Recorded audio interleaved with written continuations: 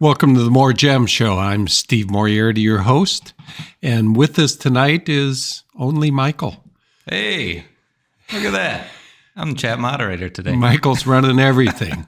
No, not everything, but Well, you know, we got Carrie on the chat, so Carrie's with us. Yep. Cool. Hi, Carrie. So she's MoreGems.com right now. So if you have any questions, feel free to ask her. And Tracy, I see you do know how to chat. You took me seriously. She hopped on before she left tonight. Steve asked her, "Are you gonna hop on?" So looks like she did. Hi, Tracy, and hello everybody else. How's everybody doing today? Hopefully pretty well. You know, I see that there's a few people chatting here. We got Troy and Colleen and Tracy, Frogs, Roberto. We got James Welch here and Dan. I don't know. Is Jeff out there? I don't see. I don't know. Yeah. But Jeff say something to us. And the reason Jeff's not here is because he went vacationing in New Orleans and got COVID. So he's doing okay, but we wouldn't allow him on the show tonight because I don't want it. So I think it's his second bout with COVID. Yeah. So hopefully it'll be an easy one for him and he can recover quick and be back for the next show maybe. Yeah, we miss you, Jeff. Yeah, what the heck. I got this little promotion here. All right, cool. So you want to tell us about how to sign in and how to pay? Yeah. So if anybody out there is watching and they do have a Google account or a YouTube account, you can sign in and join the chat. There are usually a lot of people chatting. Right now there's a few people chatting. So if you log into Google or YouTube, just hop onto the chat and say what's up. If you have any questions, we can answer them for you. Also, we'll be showing a bunch of stones tonight. So if you want to see where these stones are to purchase one, you just have to go to MoreGems.com. And then there'll be a big green banner right at the top of the page. It's all green. It says Shop the Stones for the November 11th show. Click that, and then you'll see all of them shown tonight, except for 4. You can see that we have 4 hidden gems. So those won't be listed until we show them on this show. And then we'll make them go live, and we'll send you the link, and then you'll be able to purchase those. So other than that, payment options. Jeffrey sent me these over to tell you guys about them. So we have Bread for financing. It's got 6-month interest-free financing. So you can go with Bread if you want to do that route. Otherwise, we have PayPal or credit card. Tonight, we won't be taking any holds. We've had some issues with that. So if you do like a stone, go ahead and make a purchase with one of those 3 payment methods. Otherwise, if you want to wait till tomorrow, if that stone is still available, you can give us a call and either Tracy or Alice will help you out and set you up with some, what do you call Layaway. it? Layaway, yes. Which we do up to 6 months, and we like regular payments, 20% down. Just give us a call tomorrow. You know, and you can buy something, and you have 30 days to decide whether you want to keep it or not. So, you know, if you're concerned about you'd like to hold something, but, you could just go ahead and buy it and there's no risk involved. And we'll take care of layaways tomorrow if you want to do a layaway. Yep. We've got a lot of great stones to show. Yeah, we do have. No Montana sapphires this week, huh? Yeah, no Montanas. Oh, man, yeah. James. I got tired of cutting Montanas. Yeah, that's what I said, yeah. Yeah, they're a little bit of a, they're quicker to cut, but a lot of issues you got to deal with, the inclusions in them. And so I just did enough last time that I'd had enough and wanted to cut something bigger. You know, cutting little stones, not my favorite thing to do. I've always been a large stone cutter. And so I got back to some larger stones this week, and we do have some really beauties and a little bit on the bigger side.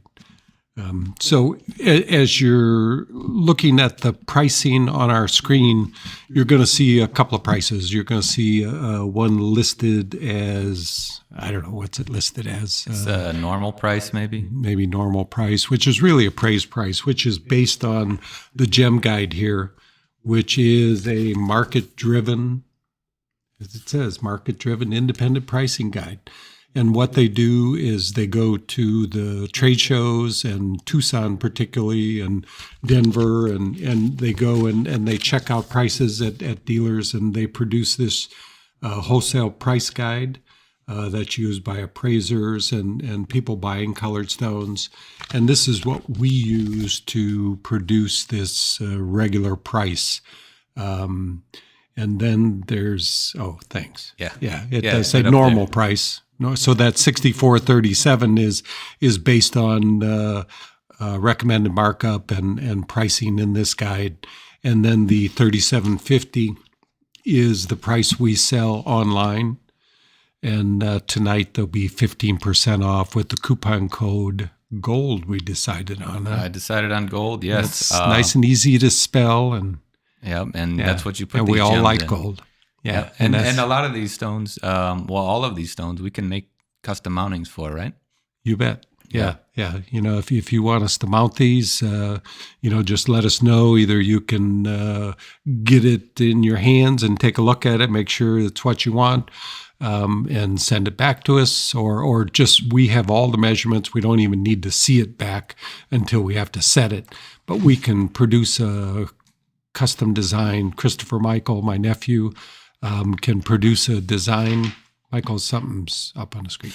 Okay, thanks. He can produce a design and send it to you. They're all computer designed, so you can see the full render of the piece. We can send you a wax that we produce from that render that you can actually put on and see with your stone and decide whether you like it. And then, just send the stone back to us and we'll produce the piece. Of course, we'll give you a price before that, and we'll produce the piece and send you back a finished piece. Cool. Well, anything else from this? Oh, yeah. And if I'm a little bit slow to anything, I'm kind of trying to manage changing all this stuff. As Steve, you heard Steve say, something popped up on the screen. It's me messing with stuff, but I'll try and keep everything running smoothly best I can. So. Yeah, we may have some issues without Jeff. He's very helpful to handle. The chat is pretty involved, and right, and and chatting with Jeff is always good. And we'll see how it goes with Michael. Well, no, Carrie's taking care of the chat, so no chatting with you, us. What?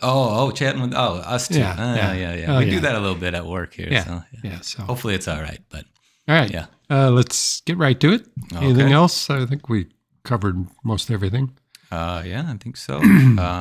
But yeah, if anybody in the chat has any other questions, just ask it. Either Carrie will get you an answer, or I have it up right now so I can kind of see what's going on. But I'm also doing a few other things, so we'll try and keep up with that. But any questions you have, just chat them out. Yep. Steve sees it too today. Yes, I don't usually see it, so I may be distracted here looking at who's saying what, but I don't know if I'll be able to. Yeah. It's almost too distracting, so let's get on to the stones. And here's the first distraction is an unheated Tanzanite. We've had many of these over the years, but we don't get them often. We often have a site that has none on it. And we just got lucky to get this one that had enough color that I was willing to keep it as natural, because it has a really nice blue color, as you can see, and the ends get that brownish red coloration. So this is a really good natural Tanzanite. And natural Tanzanites, as we've seen, I would have many, many more because they sell real well.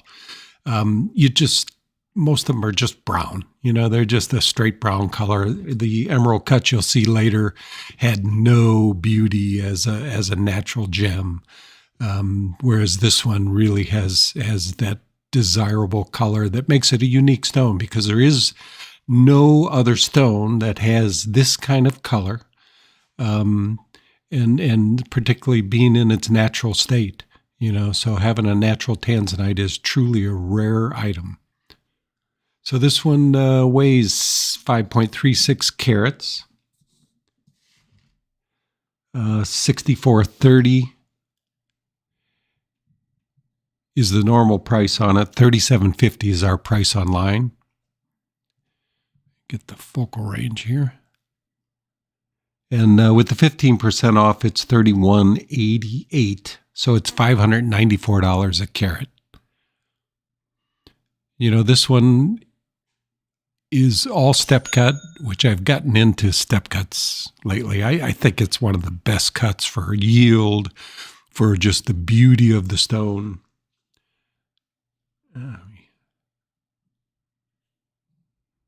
We were kind of late getting set up, so I'm trying to work with the focal range here. But there you go. But that's really a beautiful gem.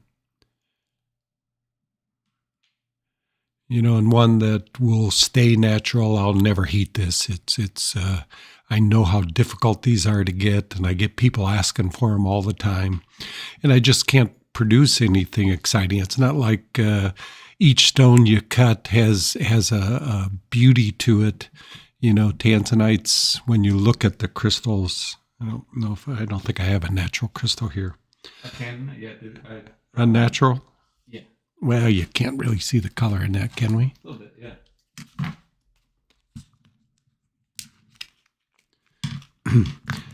To really have natural beauty, they have to be big enough and deep enough color to even get to the point where you keep it natural. So this is a natural crystal. Put on white and that look a little bit better. I don't know if I can get that axis. Probably not. I'm not going to be in.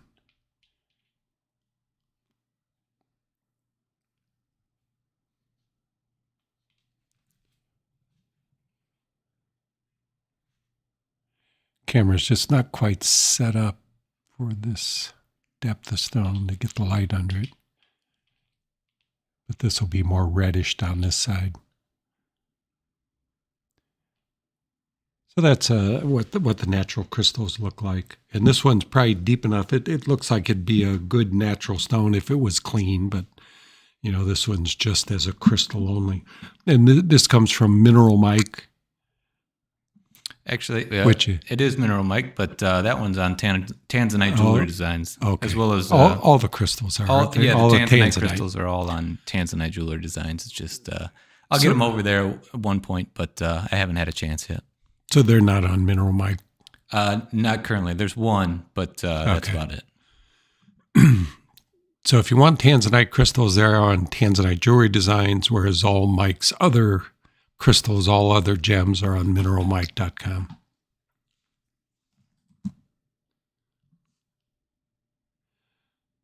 Are you following that dinging, Mike? Yeah. Okay. I know what's going on. Okay. Wish I did. All right. Our next stone is a tourmaline, kind of an unusual pear shape. And we're going to discuss inclusions a little more. There's inclusions that you see in those little spots will be impossible to see. It's just the brightness of the light and, that shows up. So you can see a little bit on the edge there, but, these are not going to be easily visible and probably invisible, when you wear this piece.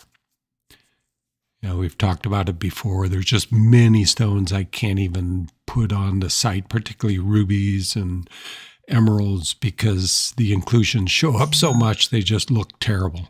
Even though they face up beautifully and they set nicely, the intense lighting and the macro lenses just make everything show up.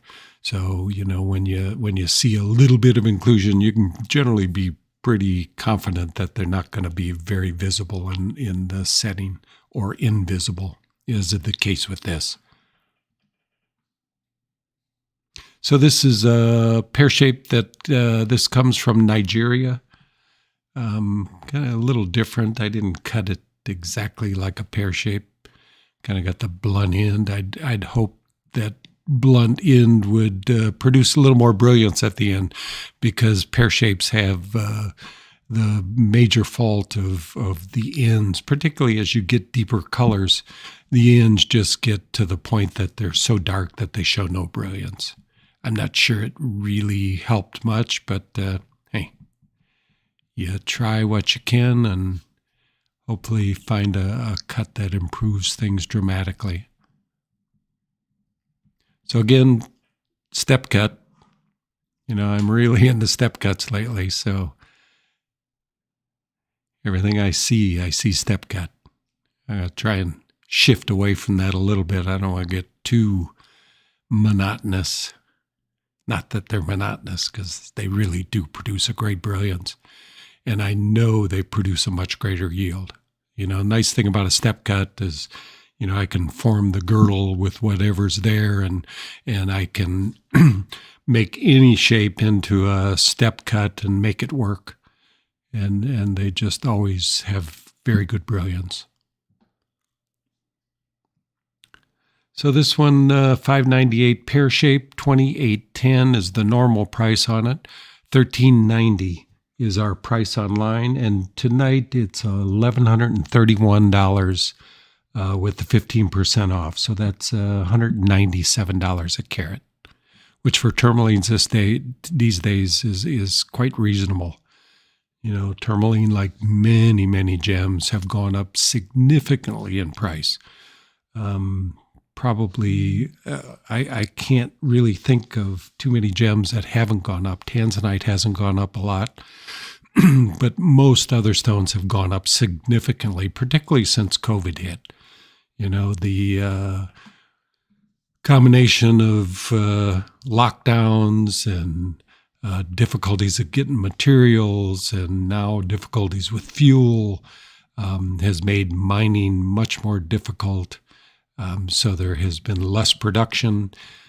And the opposite side is this business has really gone up dramatically as far as sales. With people being at home during COVID, they just got online and they bought, and it made the jewelry business generally pretty good for most.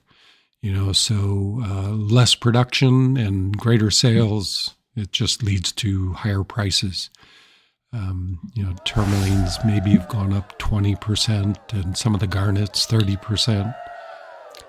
So it's had an effect. And, typically when things go up, we're probably not going to see them come down too quick. We may see a little softening, but, I think prices are here. So we have a sale. We do. And you just keep talking, and you see it pop up, and you just don't stop. I told you I'd quit talking I today know. and Steve get says, through "I'm this a gonna do little quicker. 5 minutes of stone tonight," and I'm like, okay, we'll see about that. But so we did have a sale. It was to Chandra. She got the natural colored Tanzanite. Oh, cool. It's a beautiful stone. Well, that's a good start. Yeah. It really, I was thrilled. I'm always thrilled when I get a natural. They're just so rare I get them. If you look back over, the last year, maybe we had 7 or 8. I don't know. It's very few. I don't know the number for sure, but you just don't get enough of them. In the world supply, it's not like I can buy them cut, because in most countries they heat them first, so you don't even know what the natural look like. They don't even realize the loss. Although I say loss, there's so few of them that are beautiful enough to really be worthy of selling, that there's not going to be many stones if they did cut them and then heat them. They do that because you heat it and you see what happens to the inclusions that are in it, and then you work around the inclusions. Where I typically cut the inclusions out before I heat it. So, it's just two different ways of looking at how to cut tanzanites, and they feel theirs is the best for yield. And I feel mine is. So what's right, I don't know, but I get naturals and they don't. So Cool. Thank you, Chandra. cool, Steve. Shut up. No, you're good. Okay. We do have some questions, though. So we have one from, it looks like it's Bullock Hindquarter Woman, and they ask, I have a beautiful custom men's ring with a large center stone, modified cushion cut. I would like to upgrade the stone to a Tanzanite. If I sent you the ring, could you suggest and set a stone? Is that Sorry, possible? I missed that. I was still trying to get over the name. I won't ask. Yeah. Hey. I have a beautiful custom men's ring with a large center stone, modified cushion cut. I would like to upgrade the stone to a Tanzanite. If I sent the ring, would you suggest set a stone? Well, the first thing would be send a picture. Let me see what the shape, I probably have something. If you have a millimeter size or a description on it, I can tell you whether I definitely have it. Before you send it, just get us some information. And, if I look at the mounting, take a picture from the side so I can see what the depth is. Because occasionally, things like had a cushion diamond in it. Diamond can be cut so shallow that you can't put another stone in the mounting because the mounting's just not deep enough to handle another stone. So I need a picture from the side, like down your finger, off your finger, but that direction. And just a few pictures from different directions, and we'll start from there and try and figure out whether we can do something. I have many, many cushions, so it's really likely, and I have quite a bit of rough to cut, so we can probably do something, but send those pictures first. And you can send those to sales@MoreGems.com.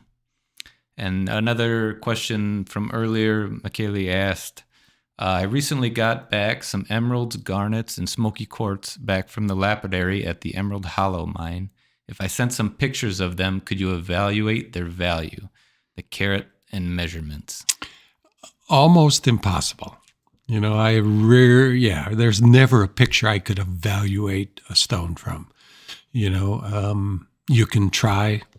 Maybe I can give you a range, but I get people doing it all the time, and I just look at it. Either the quality of the picture's not good, or it's just, would I ever truly evaluate something from a picture? Never. I mean, you really have to have it in hand and be able to look at it and see what's inside it, and But that said, send pictures, and I'll tell you what I can. Cool. And then let's see. I see another one that just came in. Karen, she wants to order a stone, and she would like us to turn it into a ring for her. How does she indicate that she would like that? Probably just send us an email after the order. Just let us know your order number, and we'll hang on to it. And we're a small shop, so we'll see it, and then we'll work with you and figure out what you want to put it in. Yeah, just contact Tracy or Alice, and they do it all the time. So right. They'll help you through it. Yep. Sales@MoreGems.com. That would be the good email address. And I think James, he asked, are there any other bicolors? I'm doing this from memory. Are there any other bicolors other than, say, ametrine in quartz? Or tricolors that you've seen? Well, other than, was Tourmaline listed? No, we have a lot of quartz, Tourmalines. in quartz. Oh, in quartz. I think that was the question. Yeah, there is, but I haven't seen them for years. I see customers coming in. I had bicolor citrines and bicolor amethysts, but I haven't seen those. You think it'd be more common. But I bought them 1 year, and we're talking 15 years ago, and I just haven't seen them since. I may have seen a bicolor amethyst that was just a little lighter than I liked, but so they do exist, but they're rare. Yeah. I'd buy them anytime I could get them, and we just haven't seen them. And other than that, just like, what is it? Fuchsite included quartz, like just different inclusions, but I don't think that's like a coloring agent, right?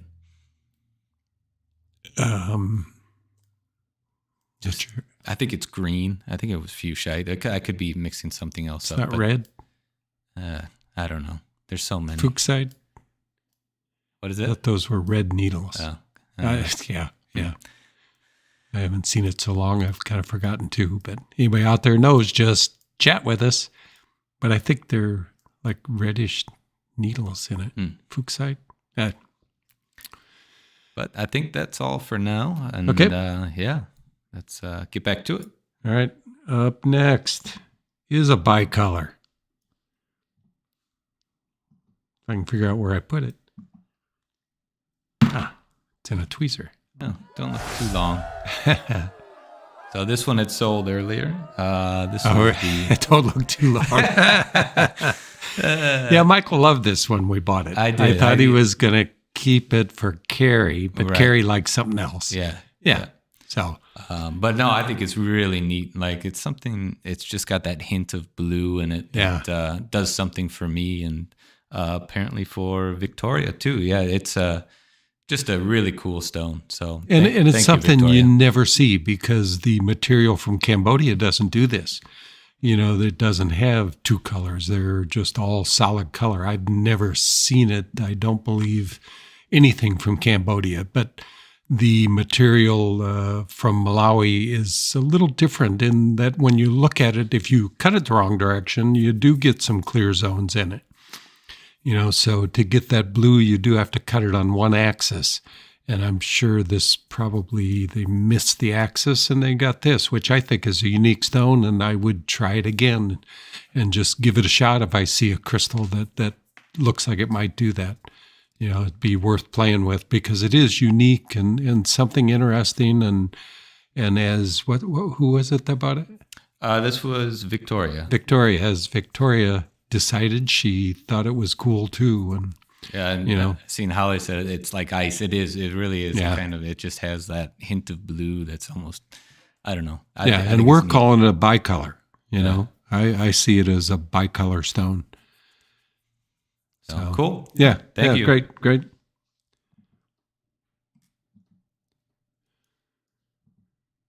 Yeah, I'll have to give that a shot. I do have some rough, and if I've got one that won't yield well, I'll have to see if that's a possibility.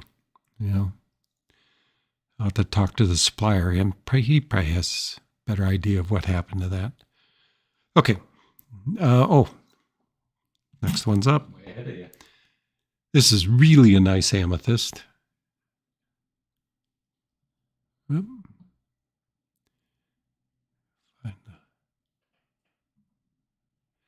I'm having issues finding the focal range here.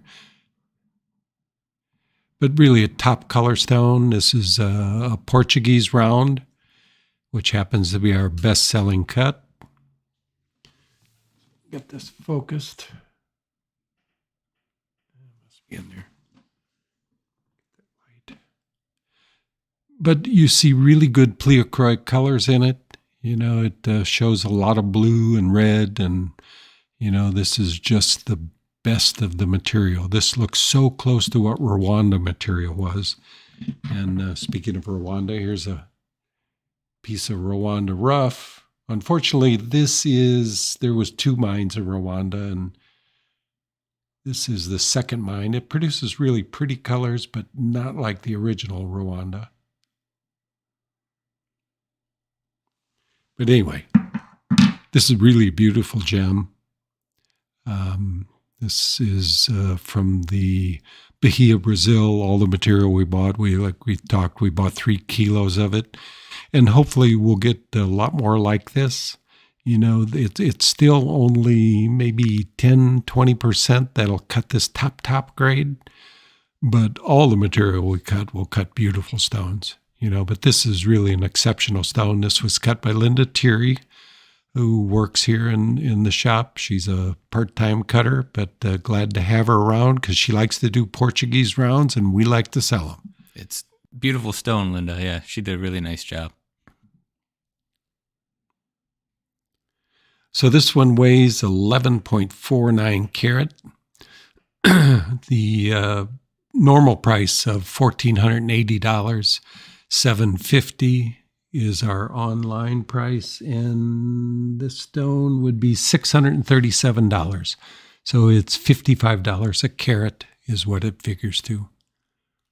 It's a nice clean stone and really just the best of colors.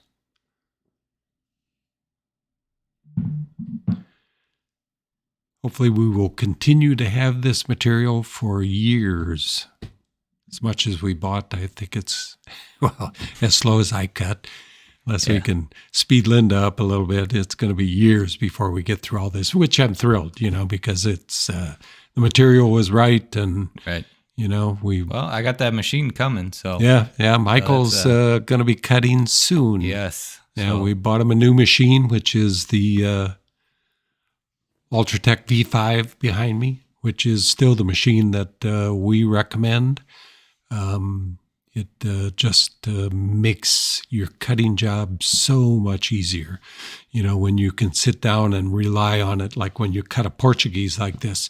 Linda's machine is not quite as accurate. It does a good job of cutting multiple facets without looking, but the V5, I can go around and I can cut the whole row and not really check it to maybe go back around and make sure everything was right. But it has the ability to reproduce facets without having to for you to check every facet. On most machines I've had previously, you'd cut the facet and you'd check, make sure it was right, and then go to the next one. It just is a slow process. But when you're on a very accurate machine like the V5, you can trust the machine to cut to the right depth for you. And that's really very, very important as a cutter, because when you do, like in these Portuguese, there's 16 facets that are all the same all the way around. When you don't have to look at every one of them, you save 10 minutes just cutting that row, or maybe more, 15 minutes, just a time saving just because the machine is so accurate. So we recommend the Ultratech V5, and that's what we just purchased for Michael. And hopefully we'll see it relatively soon. I know they're a little backed up. COVID also brought out a lot of new cutters, and so I'm sure their sales were good too. So by far, it's the best machine available on the market. So recommend it. And we have another sale. We do. So this one came through a little bit earlier. This one was from Lancy.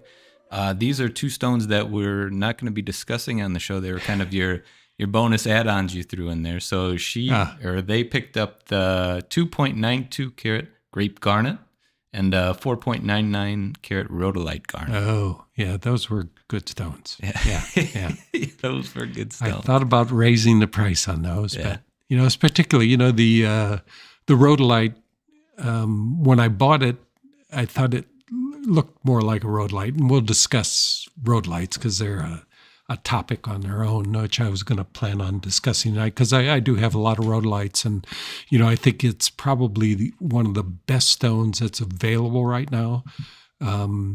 And I think it's very short-term availability because all the people that I see coming back from Africa are not coming back with much in these rhodolite, Ammolites, garnets. So,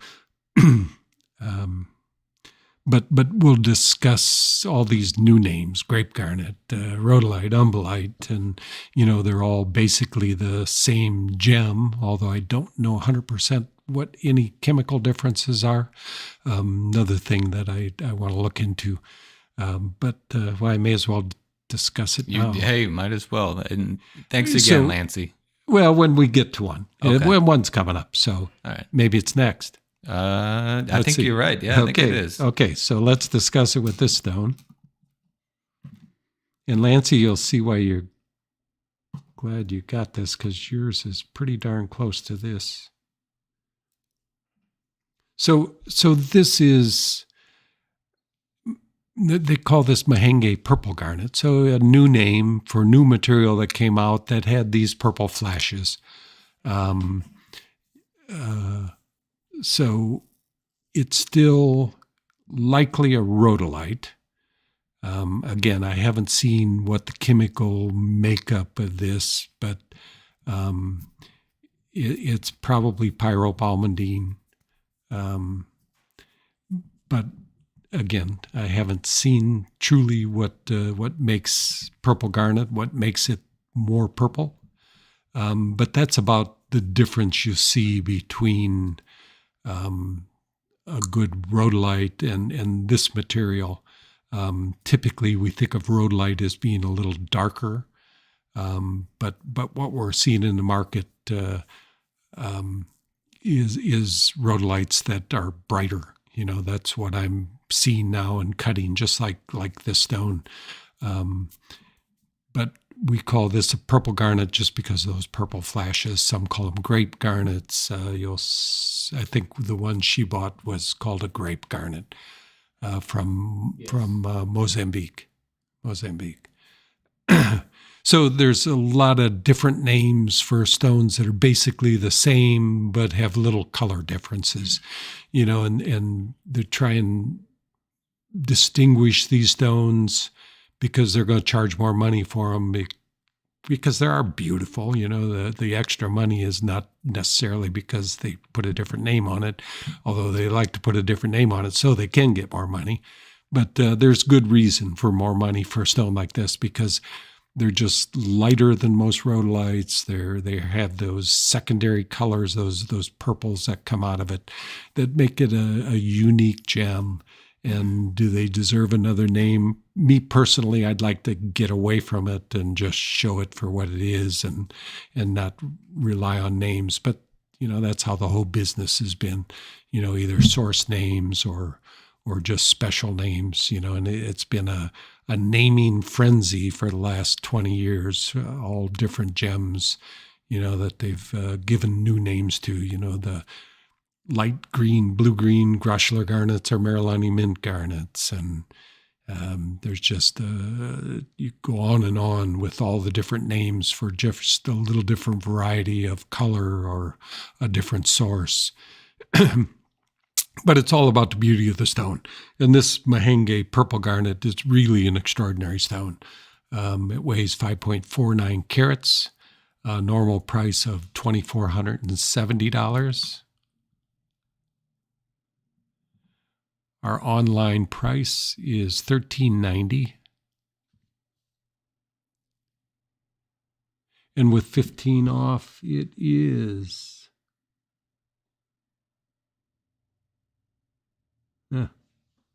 What number stone is this? 13. This is the 5th stone. Okay. Oh, yeah. So it's $1,181, $215 a carat. Which for a big garnet of extraordinary color, it really is an inexpensive per carat. I've spent the last several months just trying to buy as much of this material as I could because it came out maybe, how long ago you think, 2 years? More than that. You think it's before COVID? Okay. So this was, probably 4 years ago. Yeah. The different colored garnets were coming out? Well, just this material. Oh, yeah. Maybe, I think, it could be. Lose track of time. But it was available in fairly good supply and has been available for the last couple of years, but now people coming back say no garnets. So, it's just the way of mining. It's all of a sudden there, and as quickly as it was there, it's gone. Because material like this color, I mean, I've never seen these colors before. All this stuff that came out of Mahenge and like this, and out of Mozambique and Tanzania with these lighter, brighter colors, they just almost didn't exist. I think early days in the Kangala deposit in Tanzania, I got some really light, bright, but not quite the same color as these. These are just even more vibrant than the best that was produced in Kangala, which Kangala, for people that have been in the business for a long time, was just one extraordinary deposit because I was cutting 25, 30 carat stones that approach this color, not quite as good, but were for that time just amazing stones. And that supply lasted maybe 30 years, because I was getting those back in the 1980s and probably all the way up to the maybe it was late 90s, so 20 years. Now Kangaloo produces very, very little. But Mahenge produced great stones, and this is really a beautiful gem. Like I say, you compare to other garnets, you look at Saverites, which a stone this size would be 10,000 a carat. Marilani mint garnets, the 5 carat stone can be 2,000 a carat. So many of the garnets, and even the Malaya garnets, now stones of this size, 1,000 a carat. So it's really a bargain among the really top colors, colors that are really extraordinary in garnets. And Steve, I'm going to hop in here. Just for anybody new that just joined, let them know how to purchase these stones that we're discussing tonight, because we are getting a lot of orders coming through, and we want to give everybody the opportunity to, get to the selection. So anybody new here and hasn't been on the show, if you want to shop from us, you can visit MoreGems.com. So either go on your phone or your computer, go to MoreGems.com. At the very top of the page, there'll be a bright green banner that says shop these gems from our live show tonight, or something to that effect. Click that banner, and then it'll take you to all the stones that we're going to show tonight. Also, we just updated it. Jeffrey updated the main banner on the site, so there's a even bigger image underneath that. You can click that. That'll also take you there. Then if you click on the stone, start going through checkout, make sure to use coupon code GOLD when you're checking out to get 15% off the price that is listed online. So payment-wise, we do take Bread, which is a financing option that gives you 6-month interest-free financing. So if you wanted financing, we have Bread. You can also use PayPal or credit card. Either 3 of those options you can purchase from us tonight. Otherwise, if you want to risk it and wait till tomorrow, we can do a layaway, but we don't take any holds during the show. So that would be just giving us a call tomorrow. If the stone is still available, we can do layaway. So hopefully that answers anybody's questions about how to purchase. And if you do have any other questions, just feel free to reach out. And if you miss something that you liked, there's always a possibility that I have something else similar. So just give us a call tomorrow, and we'll take a look, see what we've got, or I'll do a search and see if I can find something for you. All right, next stone is... This is a hidden gem, and I have to go online and enable this. So far, this gem has not been shown. So I'm going to go online, enable it, and then if you're already on our website, you're going to need to refresh the page. So give me a minute here. I'll let you know once that is live, and then you can refresh the page. And if you're interested in this stone, try and nab it up quickly, because a lot of people like these because they are 25% off the listed price, which is why the coupon code is RARE25, because 25% off is a nice discount. So this is a round brilliant Portuguese pavilion and a round brilliant crown. I'm sorry? You won't see it for a little bit. I got to go change this. Oh, okay. I'll assume I'm... You're still on. You can still talk to everybody. Yeah, let me... okay. So it weighs 4.13 carats. The appraised price is $4,340. Our online price, $2,480. And with the 25% off, it is $1,860, which figures out to $450 a carat for this really beautiful gem. It looks like it is active now. I think my brother is in the background making some changes. So go ahead and, if you like the stone, it should be available. So coupon code is RARE25.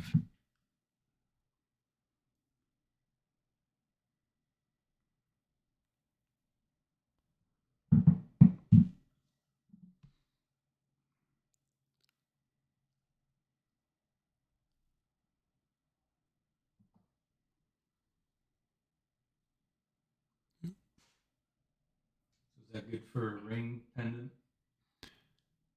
Sure. Yeah. No, it'll work in either. It's a little deeper cut, but not overly deep. So a ring works.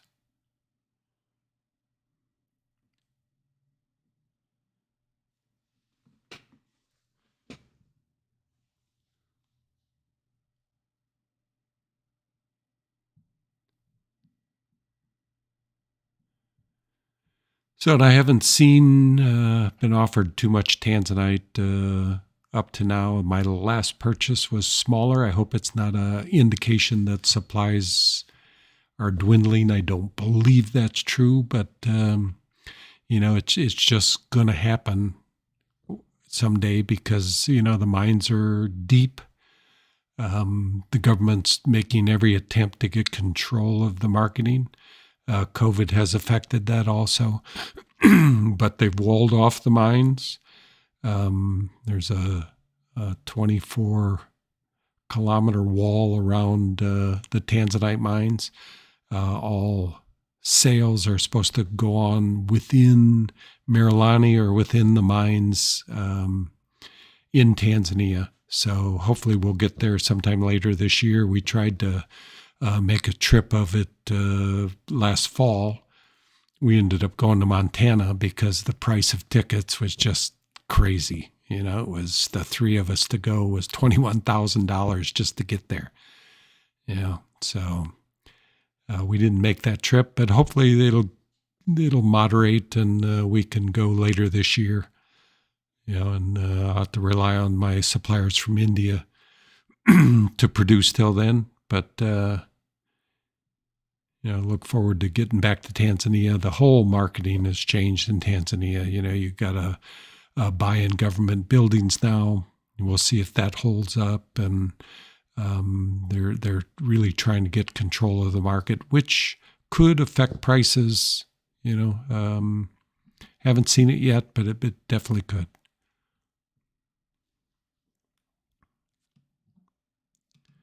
All right, next stone. All right, here's really a remarkable peridot crystal coming from Mineral Mike.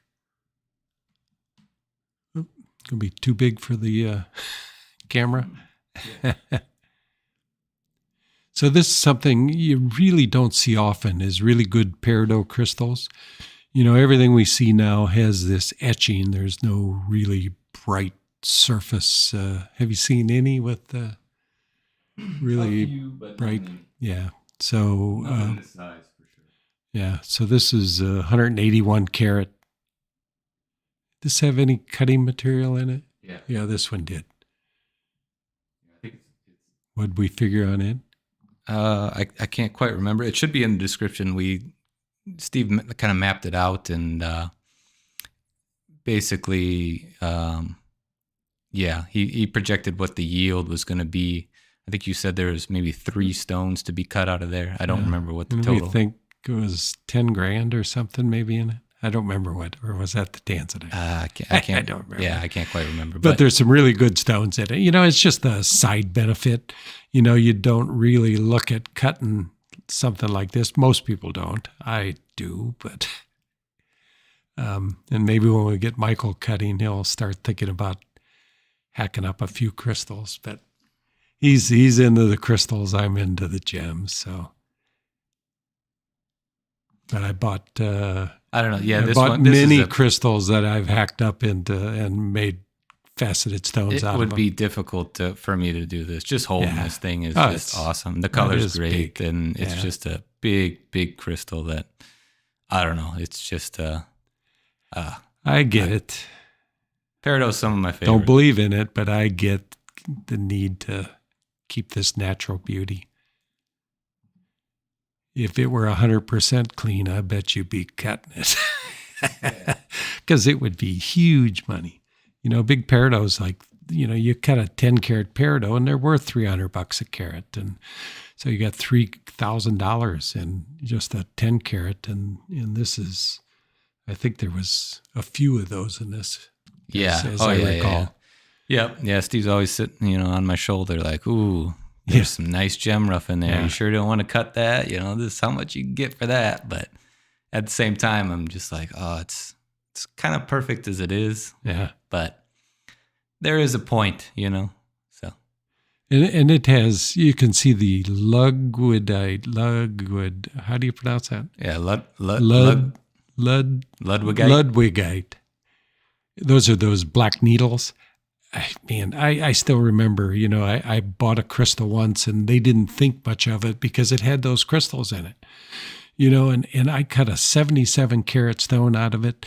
Yeah, you could find them if you look close, but man, what a stone that was. My biggest investor at the time, who was donating to museums and stuff, I cut that stone and he called me, he says, of all the stones I've got, that's the finest stone I own. And he had 5 karat blue diamonds and he just had everything, so this is something that, those inclusions you see in it have little effect on the ultimate beauty of the stone. So, yeah, this was one that I considered keeping for my personal collection, which I don't generally do, but this one was up there for sure. Yeah. But it's a bad habit to get into when you're selling stuff. Right. It's cool to have now, but and I wouldn't mind having it for a long time. But also it'll keep me looking forward to the next one.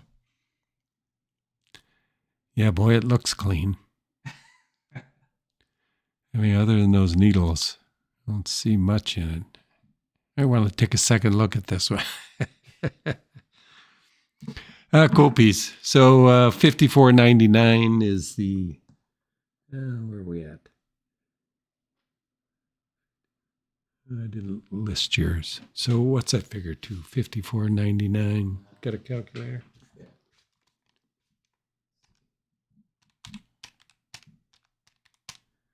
$46.74. But really a great peridot crystal. And Michael has many. I look at the peridot crystals. I have a real fondness for peridot. Love cutting them. Portuguese rounds and peridot, one of my favorite gems of all. But I look at the crystals he's got, and you can. Where's that video of all those? I don't know. Yeah.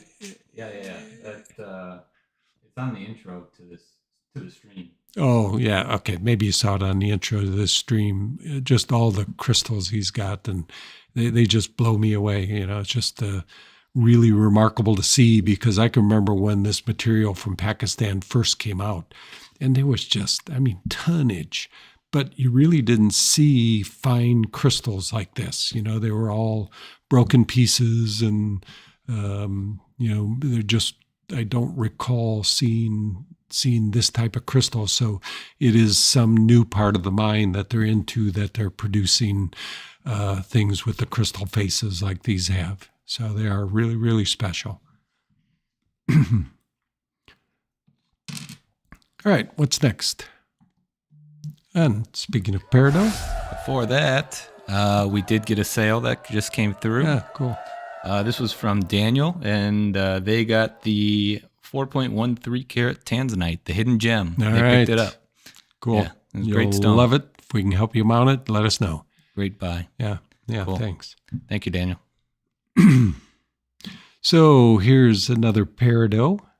This antique cushion weighs 5.62 carats.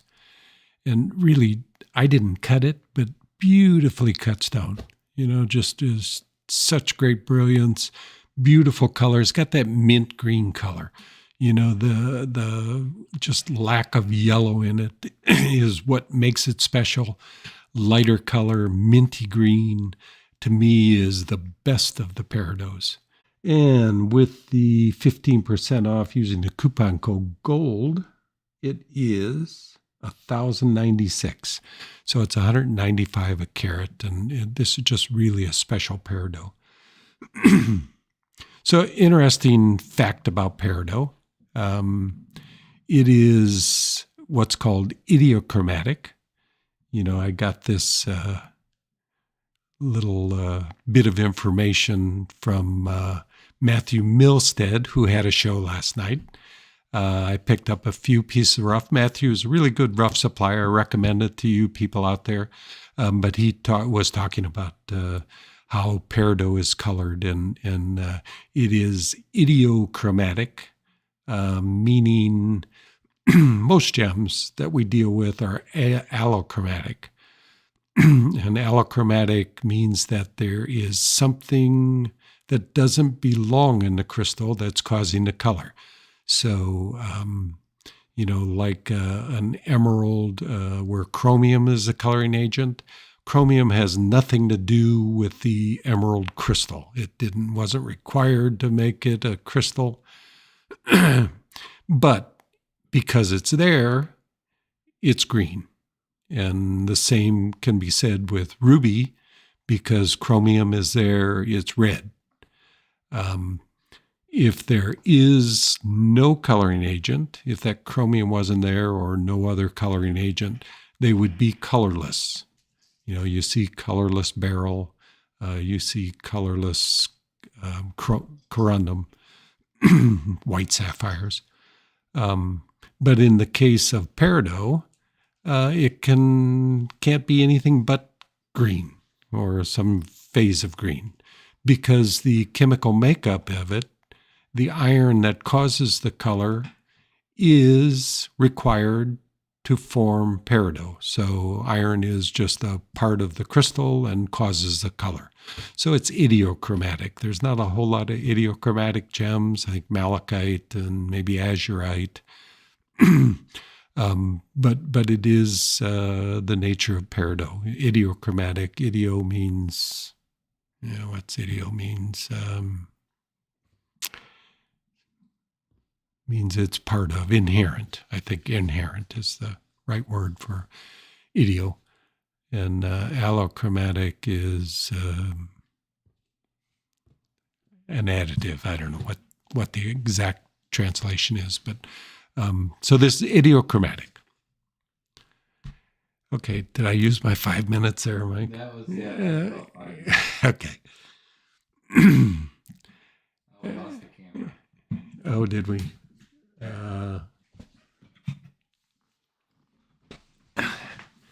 Recharge. Steve's got to recharge the battery. Well, put a new battery in. But until then, how's chat doing? Everybody good in there? You look through and see if there's any questions that I missed. Looks like probably a bunch. All right. Back in business. Steve, earlier somebody asked, looks like Lolo said, I have Tanzanian purple garnets that they call Zambarian garnets, which are color shifting from purple to blues to reds. Have you heard of those?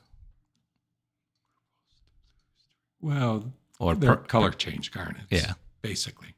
I don't know what that name is. Maybe it's a local Tanzanian Swahili word, or not sure, but they're color change garnets. Color change garnets go from bluish, greenish to reddish.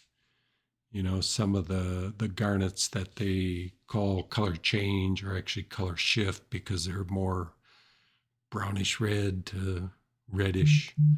But the color changers, ideally, the material I usually get out of Bakili in Madagascar change just like an alexandrite, red to green, or generally blue-green to rhodolite red, ideally. But unfortunately, those are not produced anymore. Tanzania still produces color change garnets, but not of the same quality. And Steve, somebody wants to see the peridot in your hand, or on your hand. In my hand.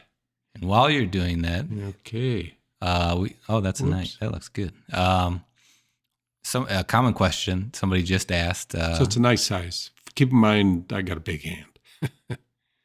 It is. Big head too. Yeah.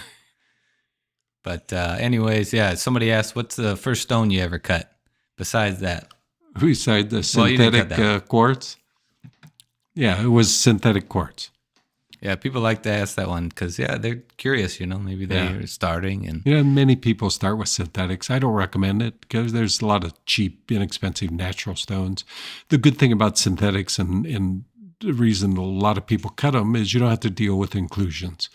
Inclusions are my daily nightmare, having to figure out how to cut around them or place them in an area that will have the least effect on the ultimate stone. So, cutting synthetics, maybe it's understandable why you would do that to start with, because you don't have to, you're learning to cut, not learning how to judge rough and place inclusions, which can be a nightmare. It's the most frustrating thing that a cutter deals with. So, but what I cut was a synthetic quartz. I thank Jim Larimore for sitting with me for 12 hours to cut a round, brilliant quartz. But he's the one that said, "Oh, I think you have the knowledge to do this, and you should stay with it." And so I appreciate that. I have no idea where he's at. He was kind enough to take me home from a lapidary shop after I complained about not being able to cut the first time I tried, and he helped me through it, and I won't say he got me to where I'm at, but he gave me the start. So, and one other quick question from James.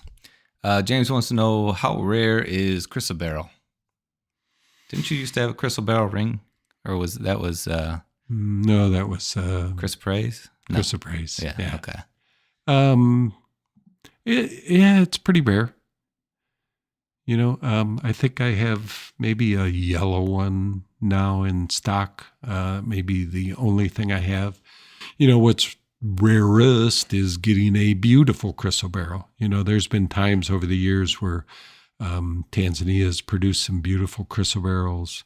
I have had a few yellows that were exciting. The one I own now is a pretty nice stone, and but it's hard to find good chrysoberyls, that are worth owning, and I don't see much at this time. And particularly Alexandrite is very, very difficult to get as we speak.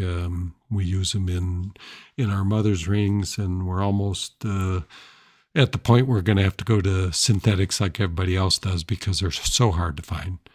And Alexandrite now, carat stone, $15,000. So all the chrysoberyls are really tough to get. But this is a really, really nice peridot. So I guess it's long enough on peridot here. Did I give the specs on this? I think we did. Okay, next up is a Wheelo opal. And this is really a beauty. Weighs 15.72 carats. Just extraordinary color, evenly distributed, front and back. The stone's just clean and just has remarkable colors. And the nice thing about Ethiopian opal, boy, if you wear it out in the sun, it's truly extraordinary. Just look at the colors that are in this. Just big, patchy, almost harlequin pattern, which in Australia, harlequin is the most desired pattern. It's the big, blocky colors that you see. I want to say they'd call this harlequin in Australia, but if there's any Australians out there, I'll get shit about it. So a little bit of rivalry between Australia and Ethiopia, and rightfully so. I mean, Australia, boy, there's no negatives. They just have extraordinary opals, and the best of Australia, and particularly the blacks, are, the best in the world. But you see stones like this from Ethiopia that are just incredible. They're incredible in their colors.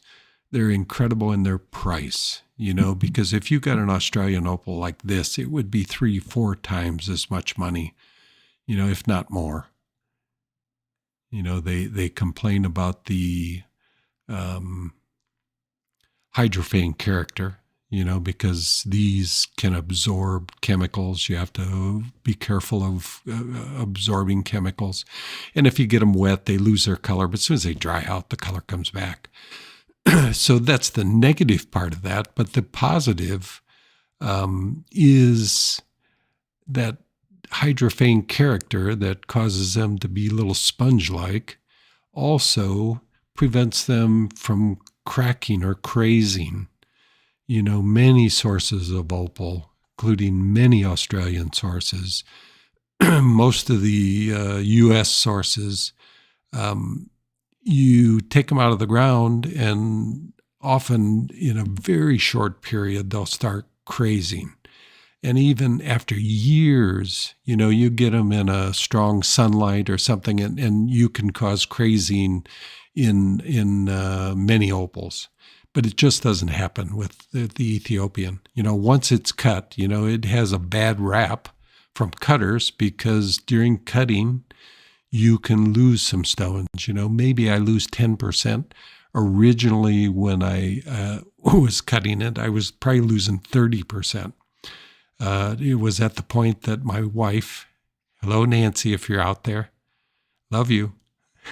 But anyway, she just said, just quit cutting those because I'd get so frustrated. I'd have a 50-carat stone done and it would crack on me. But I've either gotten better or my supplier's gotten better because the percentage of stones I have problems with has dropped so dramatically. It's just rare I have a problem these days. But such a beautiful stone. This is a stone, weighs over 15 carat, $1,965. Online price of $1965 is our online price. $1670 with the coupon code GOLD, which is about $106 a carat. And I will guarantee you that if this was Australian, it'd be pushing $400 a carat. So there is a place in this world for Ethiopian opals. And it is a stone that I get more comments from people that when they wear it, they just have so many people just coming up and saying how beautiful the stone is. And this is, let me show this on, give you an idea. I mean, it's a sizable stone. So when you wear it, it gets noticed just because it's big. And this one, for its weight, because it's not very thick, you just get a really big size for weight. So this will make a beautiful pendant. You can put them in rings. You just got to realize there is just a lot greater risk in ring. They're not real hard. Although Ethiopian is considered to be the toughest of all the opals. Yeah. Jody wants to know what's the thickness of this opal. It should be on there. It's 6.2 millimeters. 6.2 millimeters. So thick enough, because many Australian opals are very, very thin, these are fairly thick, and you'll find a lot of the Ethiopians are remarkably thick. You can find them ball-like. And I know we generally don't deal in the treated Ethiopian opals, smoke treatment, dyes, or anything. But it looks like Sean was asking whether the treatment of smoked Ethiopian opals, is it stable? No. Yeah, because I've done it, and they tend to lose their color over time. I don't know how much they lose. The one I've got, I can see is noticeably less dark, so you could retreat it. Yeah. So yeah, I don't believe it is stable. So.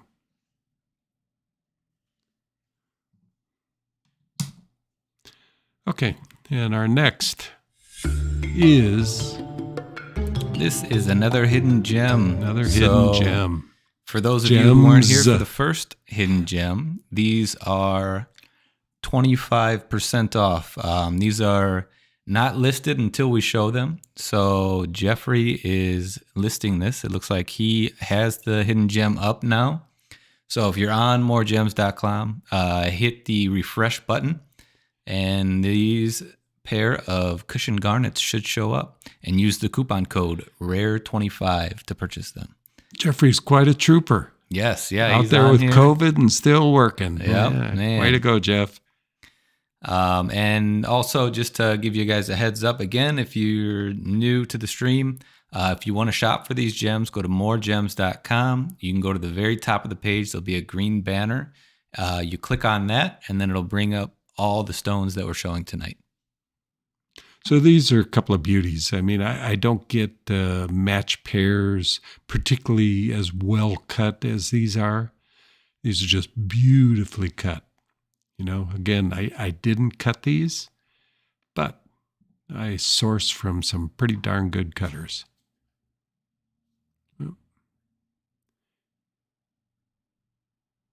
So, and it is a beautifully matched pair. So this pair, weigh 411, 1,233 is the normal price. $890 is our price online. So with the 25 off, it is $667. I think that's correct. So about $162 a carat. You know, they're just really beautiful stones. What's up, Eileen? Hi, Eileen. Who else is out there that we know?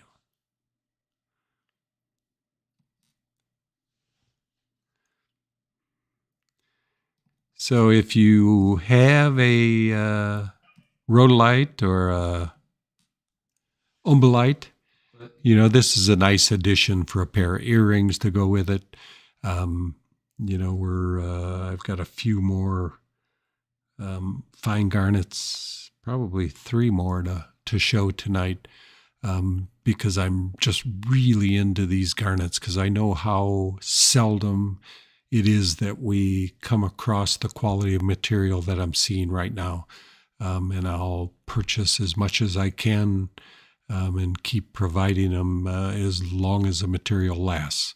You know, and I think it's over, but you never know until it's over. So. And do you want to show the size? Put one of those up to one of those lobes of yours, Stephen. Yeah. Yes. Hey, Nancy, can I do this? There you go. That's not bad. I got big ears too. And we'll clean that before we send it to you. I have clean ears.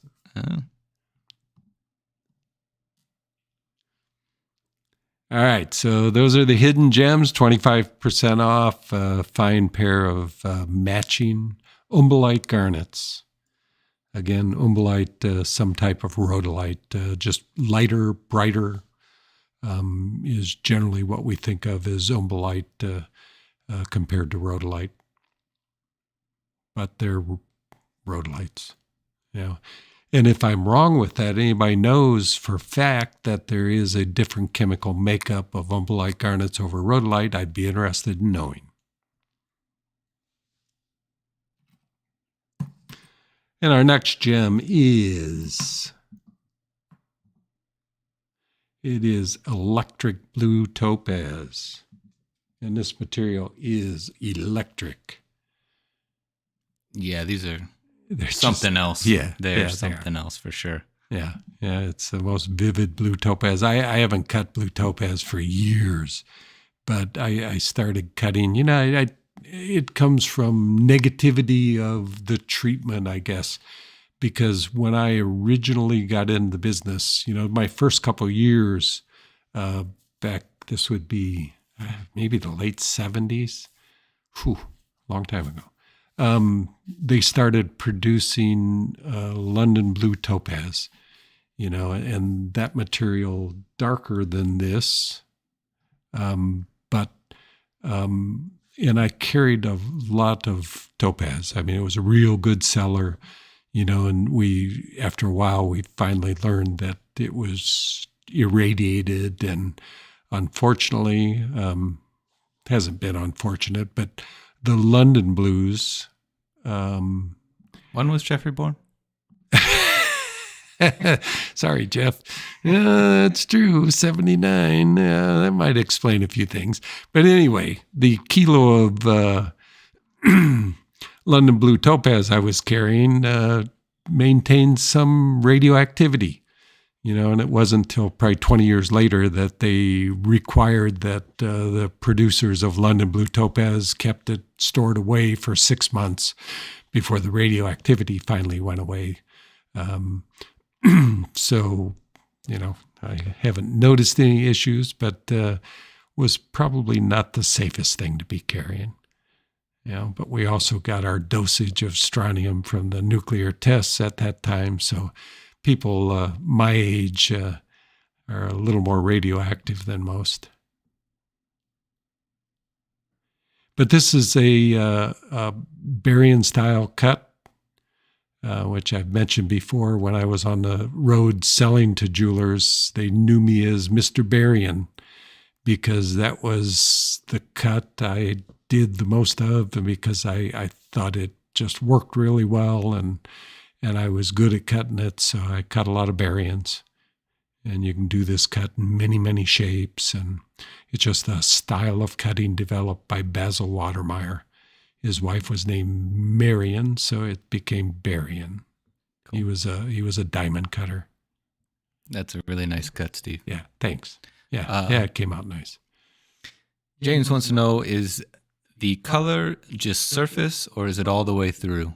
All from the way irradiation. Through. Yeah, irradiation goes deep. You can't stop it. Most irradiation, you alpha particles, but this is done in a nuclear accelerator, so it goes all the way through. It doesn't change, never fades. It's a permanent treatment, and this material that's done in a nuclear accelerator, in a cyclotron, it retains no irradiation. So they don't have to store it away at all.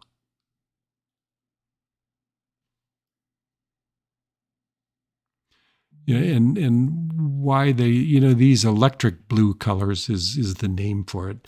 We used to call it Swiss blue, but these colors are just more vivid, more intense, and that's where the electric blue came from. And it's relatively new, so I'm not exactly sure the change in the treatment to get this, or it could just be the quality of the material that they're using to treat. Another one of those facts I don't know, that if anybody knows, let me know. And looks like we got a sale come through. All right. So this one is from Alex, and he just purchased this blue topaz. Cool. As well as the Portuguese round brilliant amethyst that we showed earlier. All right, good job. So cool. Thank you, Alex. Well, you'll be happy to know that this was a pain in the ass to cut. It's really hard material, so it takes a lot of time to cut them, and it is borderline worth cutting. I've got to cut them bigger, because they take me a couple hours longer than like the amethyst you bought. It's add 2 hours to do this blue topaz. Even though they're the same kind of size, it just takes much longer. Harder to polish. It's not harder to polish because amethyst is really tough to get a good polish on. It just takes more time. It's a real time-consuming gem and hard to get me to want to sit down and cut them. But then you think about how beautiful it is. And when I cut them, I know they're sold. Just like the amethyst. It's just a no-brainer. I mean, you cut it, it's sold. So from that standpoint, if I had more time, I'd probably spend more time cutting those two stones because they're ultimately saleable. And, I suppose that's what business is about. But it's also about time to dollars. Cut a $5,000 Tanzanite or cut an $800 blue topaz. Let me think. So, but you can't find anything more beautiful than these topaz. So I'm getting back to the story of kind of being negative on topaz. I've gotten over that because the beauty is there. I've worried about the price of blue topaz because you can buy topaz really cheap, but it's all about the cut. The cut is what makes a blue topaz worth the money. When you get a stone that looks like this, what else looks like this? I mean, there's nothing as beautiful that you can buy for this amount of money. Yes, you can buy blue topaz cheaper, but you'll pick this stone every time. Okay. Well, all that talk of blue topaz, I guess I might as well talk about the purchase from Matthew. He bought the other blue topaz that's on the show that's coming up later. So he picked that one up. Jumping on it. He got that one a while back. And then another sale came through from Victoria. She picked up the hidden gems, the 2 garnets. Oh, cool. So thank you very much. Did she buy the other? Yes, I think so. I think the zircon as well. Took the hint, huh? Could do those earrings. Good choice. Yeah. Because I don't get those often because there's no way I'm sitting down to cut that size stone. But occasionally some cutters I know come up with some nice goods that match pairs particularly, that I can always sell match pairs, and I'm just not real willing to cut them. You got to lose material to match up pairs. You almost never have piece of rough that you can cut 2 stones and get good yield out of 2 pieces of rough. Occasionally you can buy a single piece of rough, and because of its shape, you split it in half and you naturally get 2 cut stones. But, that's not the typical case. You have to take 2 pieces of rough and you're going to waste one of them. You'll cut the one to the size that it'll yield best, and the other you just have to waste material to get them to match. So, which rubs me wrong.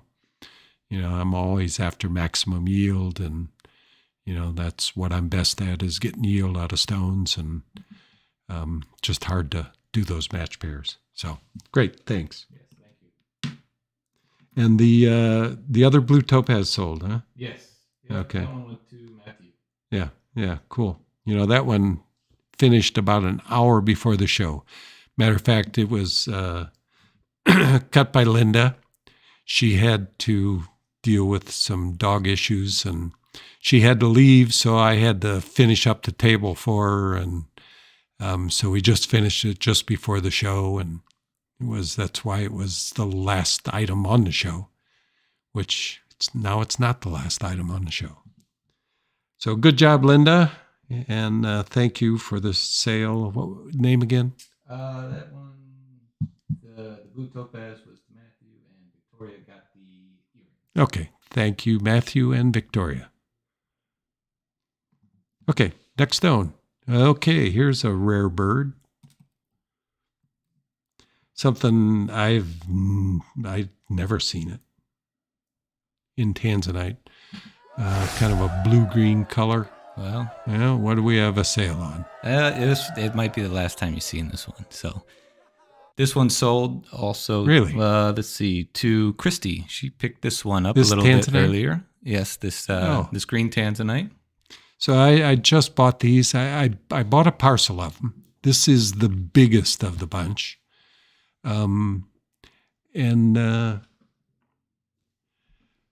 But there's others that we're not going to show tonight, but they're on the show. Yes, actually, I might as well mention it. There's quite a few. These were a pretty popular gem.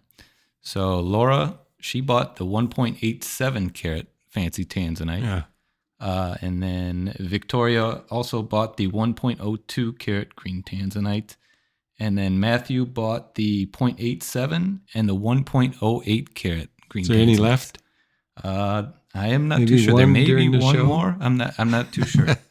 So I just bought these two, but I bought them. I know everything fancy sells. If you look at our site, I'd have 50 fancy colors on there if I could. There's probably none. Now there were probably, I think we sold, there was a yellow one on there? I think it may have I am looking right now. So anything I can get in fancies, I buy everything I get. I'm constantly on the search. They just don't exist. You know, there was a period, the last time I went to Tanzania in 2014, I got really lucky. They just hit a pocket of it, and there was just quite a bit of material at the time.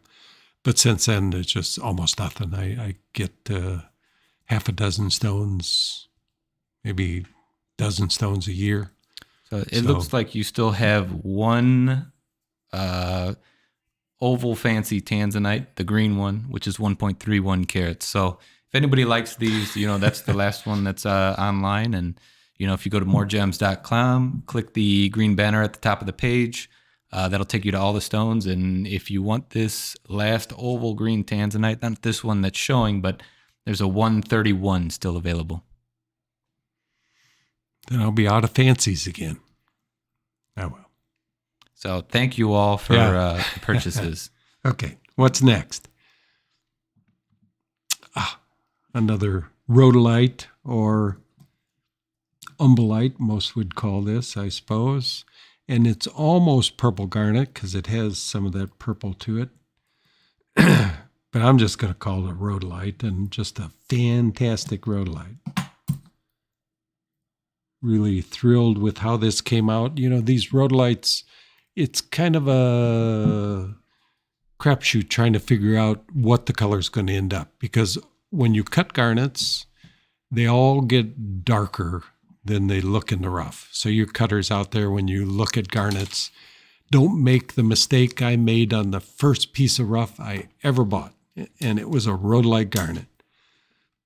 Big piece. I was just thrilled with it. It was going to cut a 20 carat stone.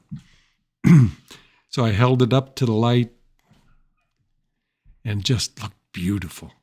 You know, I cut it and it was just black, you know, so they always darken. So these pieces of rough, it's always, you wonder, is it going to be a great stone or just going to be a good stone? Is it going to be a rhodolite, or is it going to look like what we call Ammolite? So this one came out looking like an Ammolite, and I was thrilled with it. Just a beautiful, beautiful color. And it actually made me go out and make another call looking for material, which hopefully I'll have some tomorrow. Some more rough. Because again, like the blue topaz and the amethyst, this is really ultimately saleable, and it's more expensive material. So me as a cutter, it's really the ideal type of stone.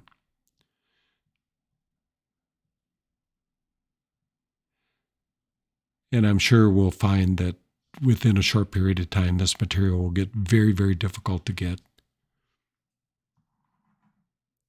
Because it's probably been 20 years since I've seen really, really top quality rhodolite garnet, and particularly in things of any size. You know, sizable rhodolites are over 4 carat. Once you get that size, it's always been the problem of being too dark. You know, they're still pretty, but this kind of color and full brilliance is really the ideal situation. Another step cut.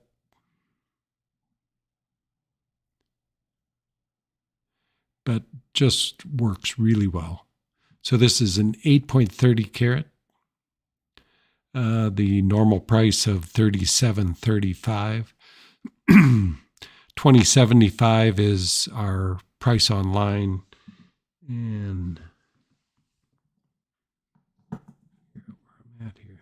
I don't know what number stone is this, you know, Mike? Couldn't tell you. Rhodolite. No, it's not that one. 13. That's it, huh?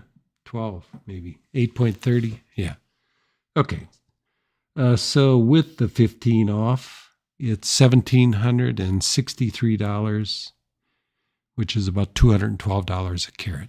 And you cut this stone. And I cut this stone. So somebody was reaching out to us via chat. They were chatting it up with Jeffrey over the website. They had a question about another garnet, not this one, but it was, let's see, I believe it was this 549. Yes. So they want to know, what are your thoughts on it? It would be going into a collection of gems, but it must be high quality cut. It's a high quality cut. I didn't cut it, but it's beautifully cut. Yeah, you'll have no issue, with the quality of cutting other than what American cutters do. I mean, look at all the meats. I mean, you can look closely at the meats and they all meet. You don't see polishing marks. So it's just really, really well cut stone.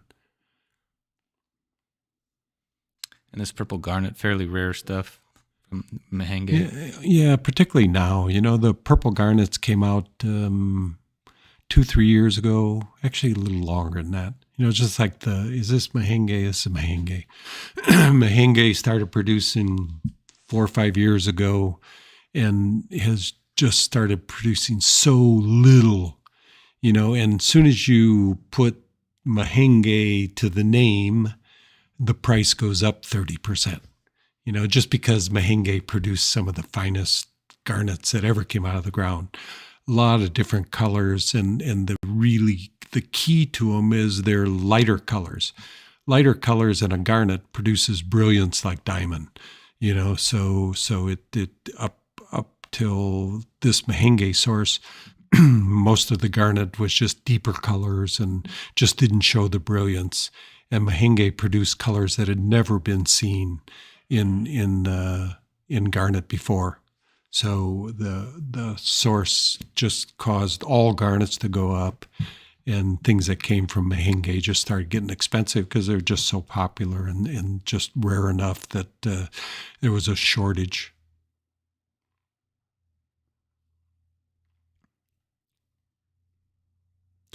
But all the stones in this color range, I recommend them highly. They are not going to last.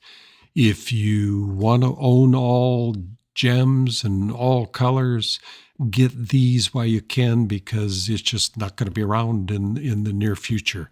You never know that to be true. There are new sources producing. I see these colors. I've cut them from Mahenge.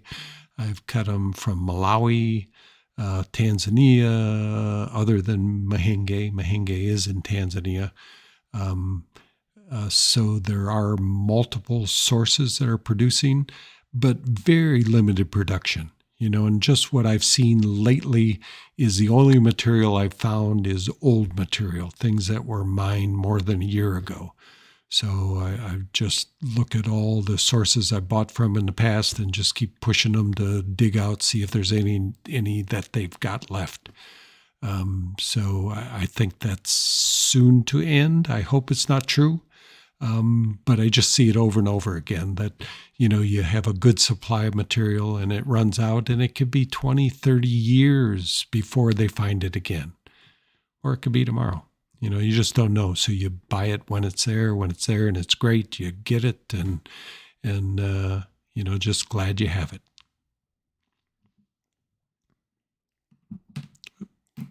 And up next, from our trip to Canada, Ammolite. This is one that Chris, our designer, looked at it and he said, "That's not going anywhere. I'm taking that." But like Michael with the blue zircon, the wife had other thoughts, or the fiance in Mike's case. They had something else they wanted, so this became available again. I was going to say, Carrie liked that stone, but I had 2 for her to pick from, so she chose another one. Yeah. Nothing wrong with that. But that stone is great. I think I was looking at that. Was that in the showcase there? I was thinking about making that one into a pendant myself, actually. It's just unique because it's just all green. It's really cool. Emerald green. And, how often do you don't see these? I mean, this is a rare color. There's usually blue in it, would be most typical. And most of the material that I've bought is blue and green. So reds are rare, and just this straight green. I think I have 2 stones, and this being the best of the 2 that were just all green. I think the other has a little bit of red in it, but this is just remarkable for being all green. And I just look at this stuff and I go, yeah, it's just so cheap. Hopefully my supplier's not watching. But anyway, it for what it is, for such a remarkable color, $390 is our online price. And these don't have a secondary price because none of the pricing guides price this material. It's just unusual enough that they haven't got into it. So this Ammolite that weighs 19.20 carats with the 15 off is $331. So $17 a carat. And it's just really, really a great piece. And big enough to make a nice pendant. Looks like we had a sale. We do, huh? Yeah, that looks like a... Yeah, make a nice size piece. Oh, yeah. Even in no light, this is just showing up.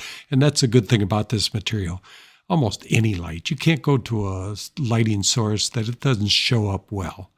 They do have a little bit of issue that there's not a lot of directional. You can only turn it so far, although this one's pretty good. You can only turn them so far before they lose their color. But that's the characteristic that I look for and reject half of the material I look at just because they don't have any rotation. You rotate it this far and the color's gone. So, and it's important when you wear it that you have some directional rotation to it. So when you look at it, somebody's looking at it from a different angle, it's still showing color. And this one's really good for doing that. This is better than any I've seen actually. You can rotate it a lot and still show color. So we had a sale? We did, yes. So Eileen picked up the 5.49 carat Mahenge purple garnet. Cool. So thank you, Eileen. Thanks, Eileen. And I have some other things I'm working on for you. I haven't forgot you. So estate. Yeah. Is it gone already? Yeah, I just put a new one in, but I'm not sure if... Yeah.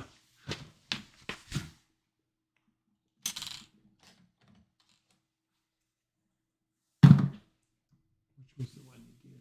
Right, the far... Yeah, I just changed that one. The closer ones. Well, I just did one of them. Let's see if it works. Technical difficulties.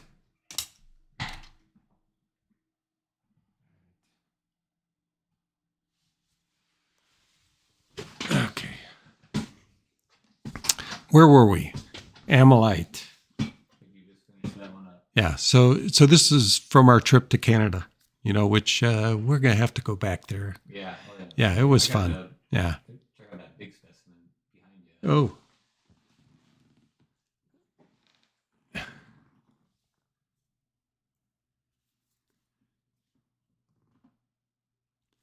Don't have any light.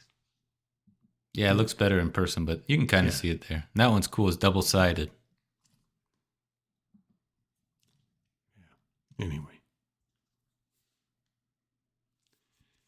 Yeah.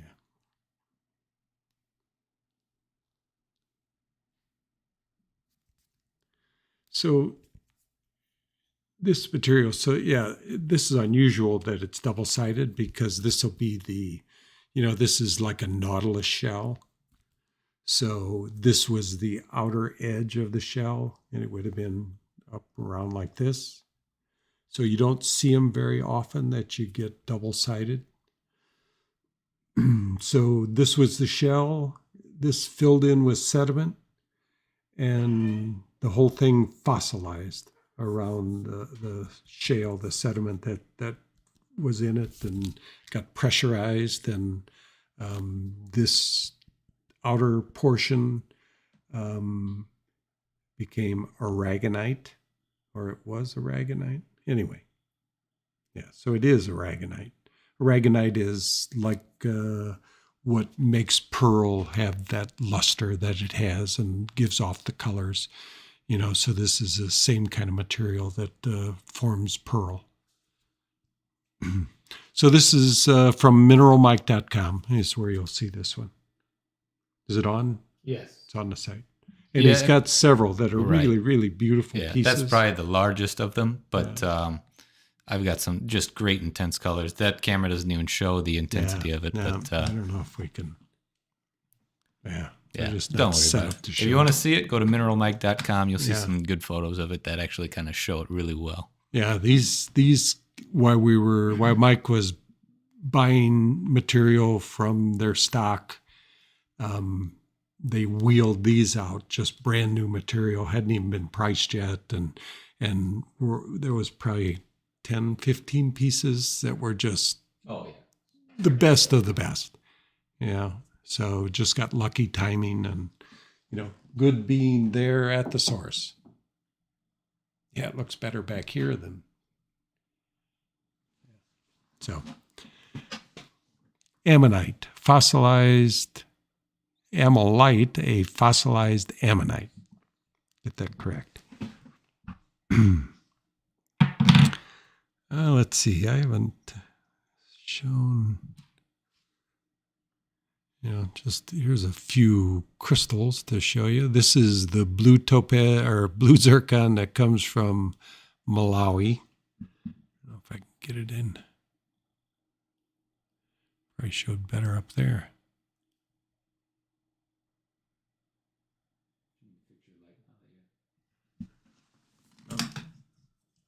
A little better. So this is a future Malawi blue zircon. Should have great color. And these blue zircons, have we done one yet? We only have one in here. The great thing about the blue zircon is the nature of this material allows us to cut it correctly, meaning you don't have the big deep bellies that you see in the Cambodian material. So it ends up easier to set. There's a lot of benefits, which I'll talk more about it when we get to the one we have on for sale tonight. And this is unrelated to anything, but let's see. This is really a remarkable aquamarine crystal. Is this Brazilian, Mike, or Tanzania? It's Mozambique. That would cut a great stone.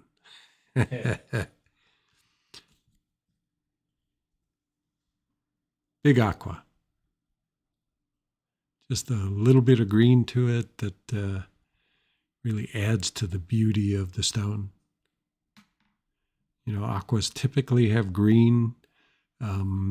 Often the green color is distractive to the beauty of the stone, so you heat it and turn them blue. But this one would make a beautiful kind of seafoam green color in cut stone, and I don't think we'd heat that. Don't think I'll get a chance to cut it, but. And we got a quick sale to add in here. All right. So the Ammonite, the Ammolite we just discussed, that one was sold to Laura. Cool. So she picked that one up. Cool. So thank you, Laura. If we can help you out with a mounting of that piece, we've done quite a few, and we're going to do quite a few more because we bought quite a bit of Ammolite. All right, and the next is a Tanzanite. This is a really nice stone, and probably, it's not the darkest stone I've ever cut, but what's remarkable about this, I always say that, only the darkest material produces red flash. This one just has a lot of red flash to it. It doesn't usually show up in the camera. Sometimes we can get it to show up, but,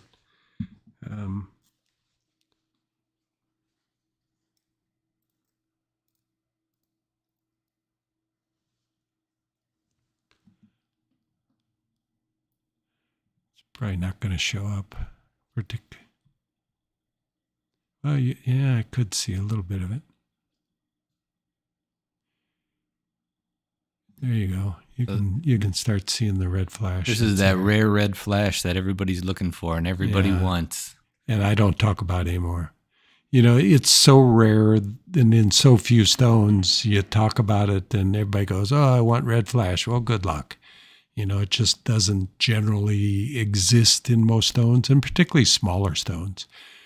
You just don't get it in the under 3 carat stones, so you won't see it mentioned on our website. And, and those flashes, you see it look violetish, they're pretty strongly red, so this is unusual. I mean, it is a very nice deep color. It's not the deepest color, which is typically where you see the reds, but this just has a lot of red to it. So it's a beautiful stone. It's a 12 karat 32 emerald cut.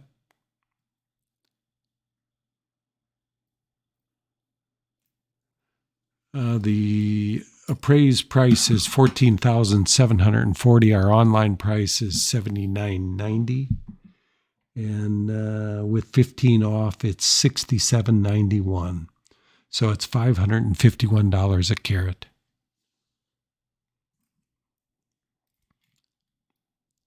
Which in Tanzanite of this size is a relatively inexpensive stone. Just a beautiful gem.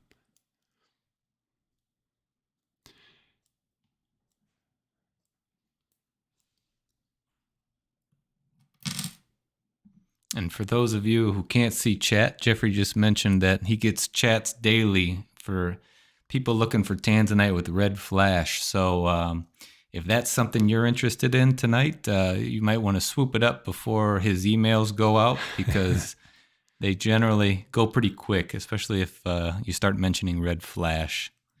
Also, I guess it's a good time to mention, if anybody is new here and you want to shop these stones, you can go to MoreGems.com. And then at the top of the page, there'll be a green banner. You can click that, and then you'll see all the stones listed that we're showing tonight. So you can go on there if you like a stone. Make sure to put in the coupon code GOLD. That'll take 15% off the listed price. You can also scan the QR code that's on the screen if you're watching on your TV. That'll take you right to the stones as well. Let me show this crystal, Mike. Oops, that may be too bright.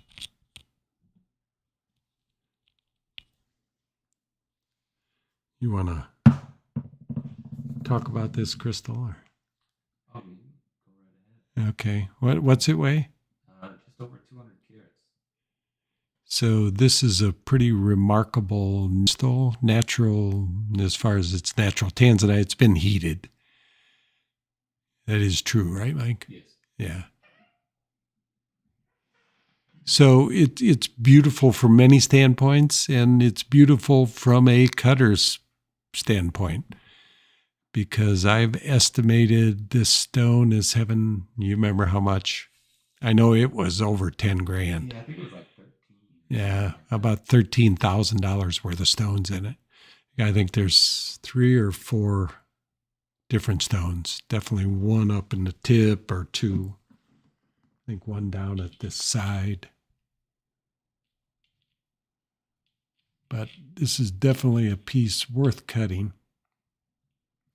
Although it won't get cut, I'm sure.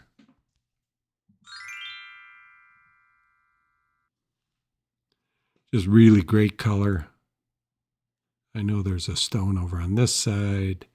There's one somewhere over here.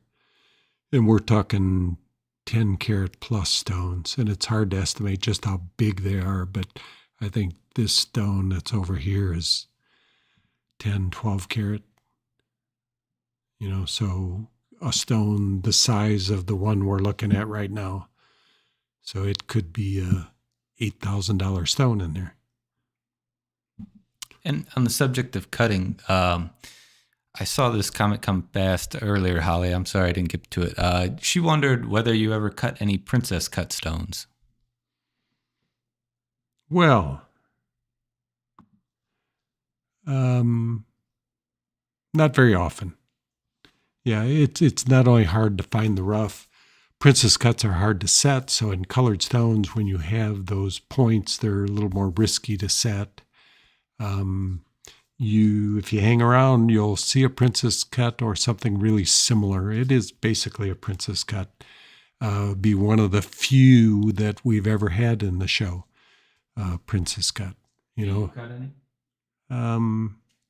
I've cut them. Just been a while. in diamond, princess cut has waned in popularity significantly, almost to nil. You still get a few requests for princess cuts, but people have moved on from princess to ovals and pear shapes and emerald cuts. But it's an interesting cut. I'm not sure it's the best cut for colored stones. There are some Christian styles that'll produce more brilliance, but I wouldn't hesitate to cut it, although most of them will probably end up ashers for me. Asher is real popular. Asher is more cut like what this emerald cut tanzanite is. They're basically a step cut. And that's a pretty popular cut right now. But I wouldn't hesitate to cut a princess cut, but the amount of totally square rough that you see is it's few and far between. So if it has any depth to it, you don't cut a princess cut. You'd cut a princess cut from a piece of rough that's perfectly square and a little bit shallow, is the reason to use a princess cut.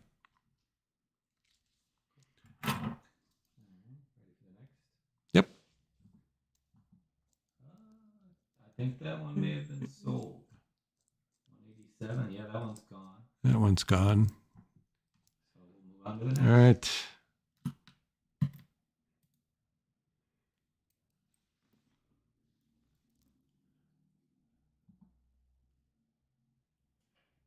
Wow. So pink tourmaline, this comes to us from Congo.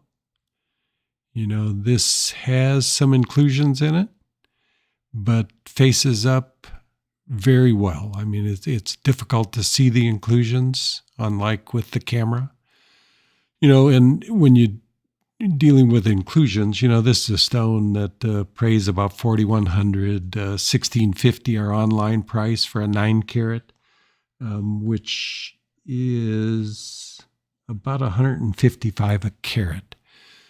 So what the inclusions do for you, I mean, in this case, a stone of this color, this size, totally clean would be twice the price. It would probably more appraise for, let's see what it would appraise for.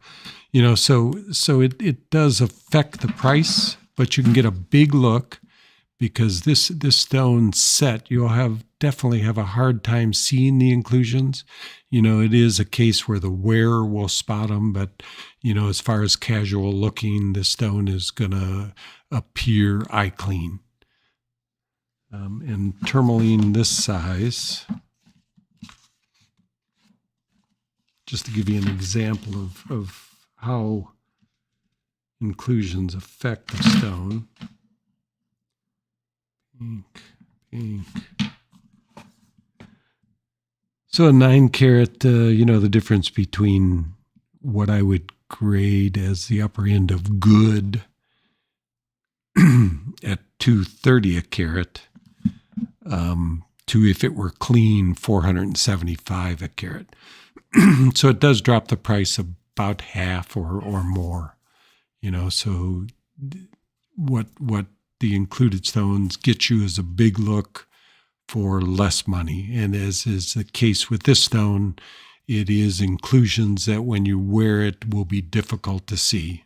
Yes, you can see them in the camera, but, it's a stone that faces up very nicely and you get a bargain because of it, because the color on this stone is really nice. Photographs, okay, it's close, but it's a little pinker than what it shows.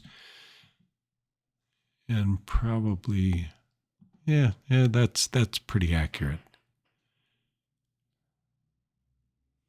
So just a stone with a lot of brilliance, and you get a much less expensive stone because of the inclusions. Beautifully cut, is a stone I cut. So it'll make a really a nice ring or pendant. Oh, can't probably see that. Can you give me full? Yes. You sleeping over there? No. Oh, okay. So it is a big stone. I mean, for a 9 carat, it looks like a 12, 13 carat stone. So.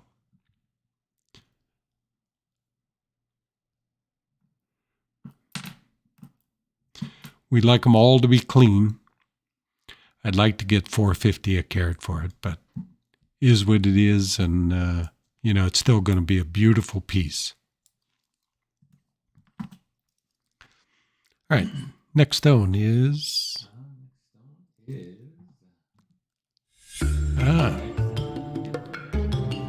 So for those of you who are just joining us and didn't see the other 2 hidden gems, this is our 3rd hidden gem. These are not listed until we announce them and show them here. So this one will be available online shortly.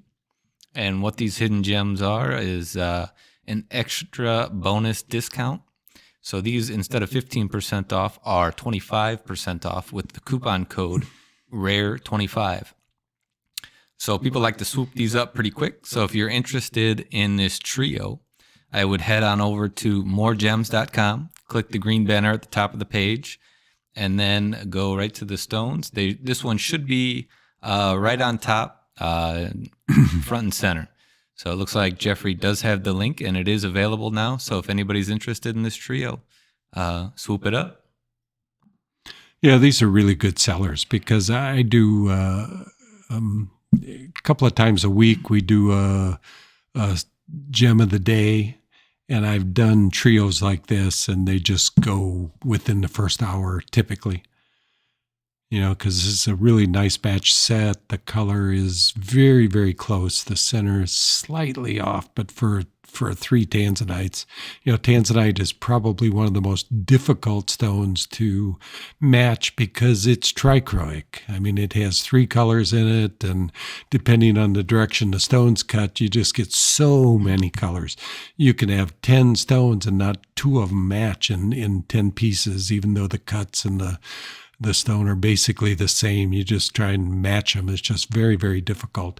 But this is really a nice trio. Make a good ring and earrings, 3-stone ring, so there's a lot of things you can do with it. And the cuts all match really nicely.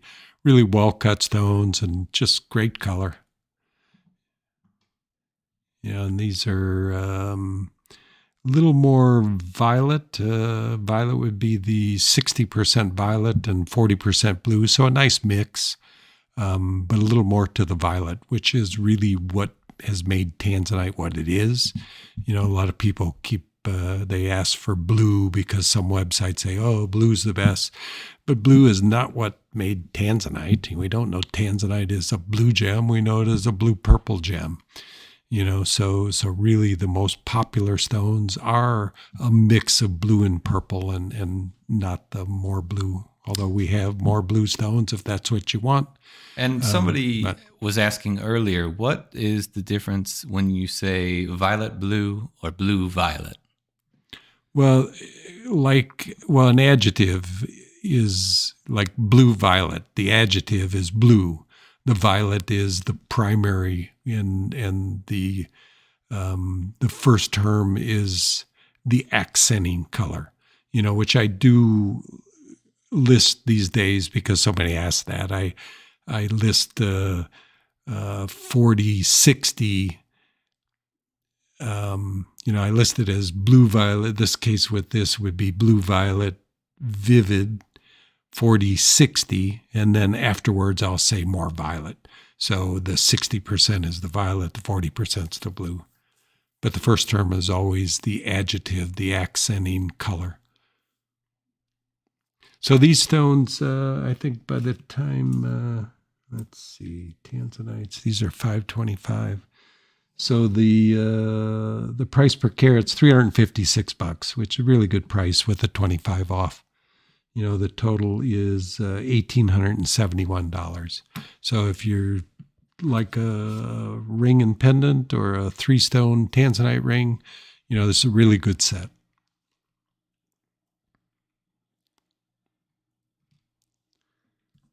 And the coupon code is RARE25 for that. And we have one hidden gem left. Yes, we do. One hidden gem. Okay, next stone. We do need a battery change. I'll take care of it. Again? Yeah, I'm not sure what's going on with that. Yeah. Could be the end of the camera tonight. Has this one been used? I think that one you just pulled out, didn't you? You know what? It's still on, so let me see if I can just turn it off and on. Okay, this pair of Peridots, just again a beautifully cut pair. They weigh just under 10 carats total weight, so they're pretty good size stones. So pendant ring or a big pair of earrings, because these are about 10 millimeters across. The normal price $7,700. Our sale price online is $2,490, which that's quite a spread. And it's partly because we have a really good Pakistani source. So we get some excellent stones, and they've been cutting these stones for us, and they've got a really good cutter now. It used to be I wouldn't buy any cut, I'd just buy rough, but they've gotten a really good cutter to work for them, and so I've been buying some cut stones, and this is a pair that's really remarkable because they're that minty blue color, which is to me the most desirable color in Peridot. Oh yeah, I saw these and I think I was just like, wow. Yeah, like, they're holy. Just one of them, Yeah, but then you get just a as a pair of match them. It's pair. just like, what?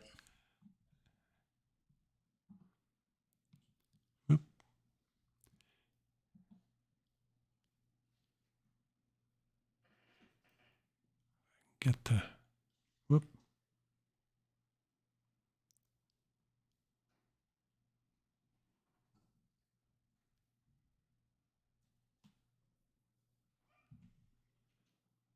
So these come from Pakistan. And Pakistani mining this time of year is very, very difficult because they're up 11,000 feet in the Himalayas. And so we've seen pictures of how much snow is up there. It's just ridiculous, the snow they have to dig through. It used to be they only mined 1 month out of the year, which was September, because of the snows. But I think from the pictures, it looks like they were mining more. I don't know whether it's around the full year, or they are mining more than 1 month. So this pair, $2,490, and so $988, $2,116 is the price of the pair. $214 a carat. Just a beautiful mint green color. And Pakistan is the only place you'll see that color from. No other source. China doesn't produce that kind of color, which is really the only other big producing source. The U.S. in Arizona produces material, but never this kind of color. What's that? Who's that? Oh, yeah. Yeah, so many times. Yeah, particularly before Pakistan, and you show people fine Pakistan material, go, wow, that's pretty. And it just has become one of my favorite gems, just partly because of that, because my early time in the business, when Arizona was the only and best source, Burma produced nice stones too, but the quality of the material was so much yellow that people just go, oh, I hate that color. I hate my birthstone. But Pakistan has changed so many people with the August birthstone, that they just really, really are happy with the look of Pakistani material. And next, Mike. And here's a really large rhodolite. Rhodolite is so rare to get big stones just because they get too dark too quick.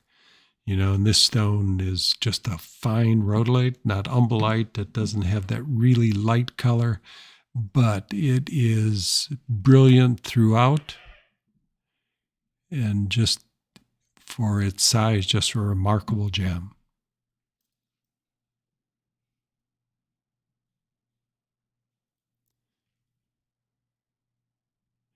And the colors you'll see in this are much more like, well, you can see it there, but this camera setting that we're using for all gems does not produce the most accurate production for everything. But this has really a remarkable color. You get that very violet looking flashes out of it. And just a big, big gem. Getting stones over 10 karat is just very rare in rhodolite garnets.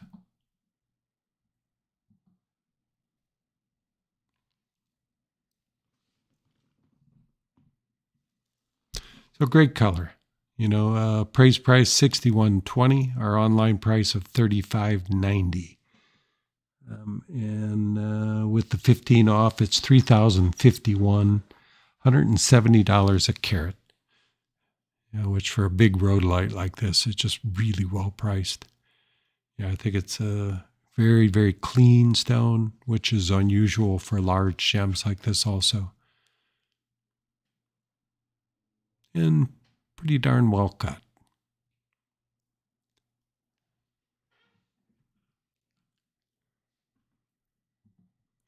Again, this is the stone I would recommend that everybody gets one while they're available. You want to show us the size? Sure. Just kind of, because it is a pretty big garnet, which is nice.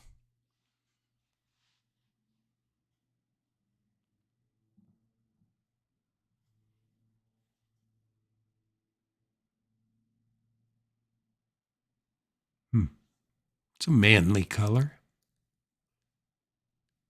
And feminine, of course. So, it's a big stone. I don't know. Yeah, anymore, I would probably wear. I mean, I wear a tourmaline, but picking up a gem like this or that Ammolite the Ammolite that's sold. I was thinking about making that into a pendant for myself too. And I'm going to have to get into necklaces. Yeah. I know Nancy doesn't want me to, but I guess it's cool. I mean, they're sweet gems.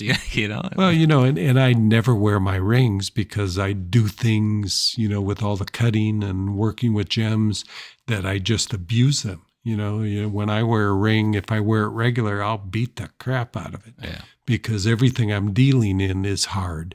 If I forget and wear it while I'm cutting and just hit the lap once, it just puts a big scratch in it. So necklaces is a safe place to put them. And, I think I'm going to make me one, maybe for Christmas.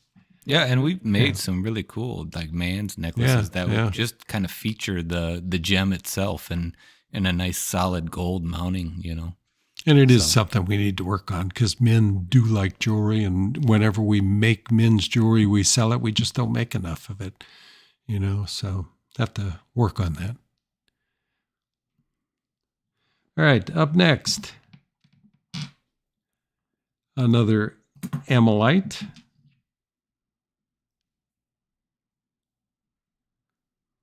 And this one measures over an inch long, 25 millimeters an inch. This is a little over 30 millimeters and a little greater than half an inch wide. So $360. $306 with the 15 off, so another $17 a carat, and just really cool colors in it. Yep. Find where I'm at here. So the reds, yellows, greens, and blues. Got all the colors. So you can see the surface of the shell was quite thin. And this material is, as you saw in the piece that had two-sided, this is what it fossilized with, which is, I think, a shale. So the shell formed and was crushed by the weight of the material above it and the sediment that it died in. was compressed and they formed stone. And this surface was altered into, yes, I want to say actinolite, but that doesn't sound right. Like a pearl. So just really beautiful colors. Yeah, I think this material just blows me away, and I've dealt in this since 1981 when I started carrying for Corite. I sold this on the road to jewelers,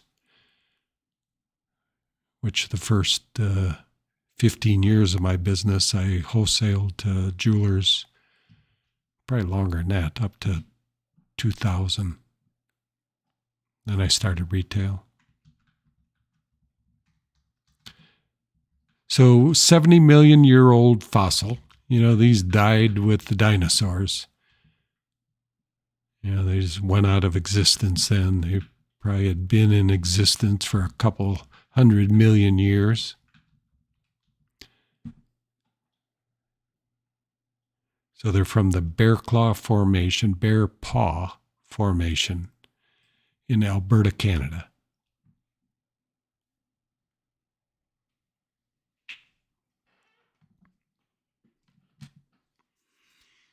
All right, moving on, Mike.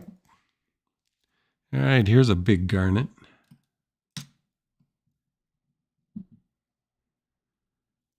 So this is Marilani mint garnet. This is a byproduct of the Tanzanite mining. Big round. A couple of inclusions there in the center, but very difficult to see in person. It is something you just won't notice until you look really close. Steve, in bright light. Yeah. Someone would like you to hold this one up to your hand. Karen's looking to see that one. Yeah, give me a... Yeah, that's a nice big garnet for sure. Those don't come very large, do they? No, I've seen some big ones, but it's rare. Getting over a carat and a half is difficult. Just like Tsavorite. It is basically a Tsavorite garnet. So large sizes are just not common. 2 carat and above is where the price jumps. And this is almost 5 carat. And a big round. Big face for what it is. So it's a step cut crown? It's a Portuguese style? Yes. Yeah, it's a 3-row Portuguese on the back. And a step crown. And this is what I've been doing in rounds, and I'm real happy with how they come out. It's a nice combination of faceting patterns. If they're deeper, you can do a full Portuguese cut. But you don't get more brilliance, you just get a different play of color.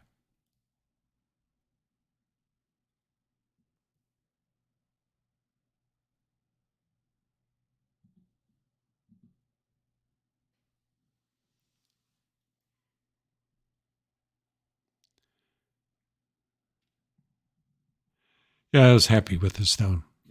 Yeah, it really, really came out good. And, when I showed it to people here, I got oohs and ahs. I wasn't sure you'd like them deeper color, I suppose, pushing more towards Tsavorite. But, man, it just has such brilliance to it and just a really pleasing color. You get a diamond-like brilliance out of these rounds and garnets that are... the lighter colors are what produces the most brilliance. Dana Lynn likes this one. What's up, Dana? Dana's there. Hi, Dana. My daughter. Need you for a photo session, Dana. Next week. You and Carrie. Yeah, we're going to work on getting jewelry photos taken on a hand or around the neck, just so right now we don't have that, and I think it'll help. You as Just to get an idea of sizes. right. So How do just you like know what this, 4 carats looks like? except we won't have Steve's beast hand on there. So Yeah. A little more feminine hand and a little more appropriately sized. So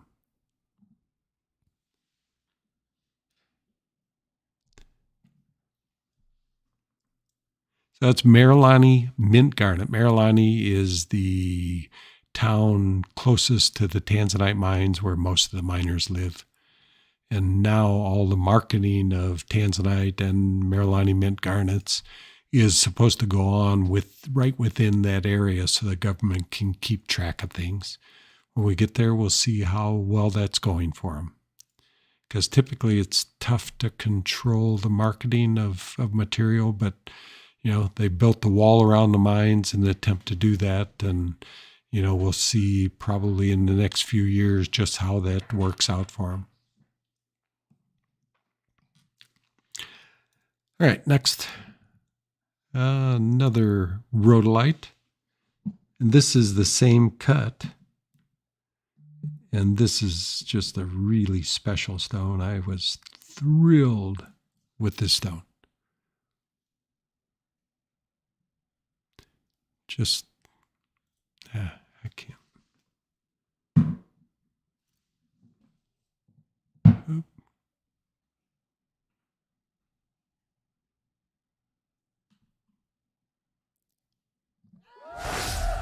all right, and we've got a sale.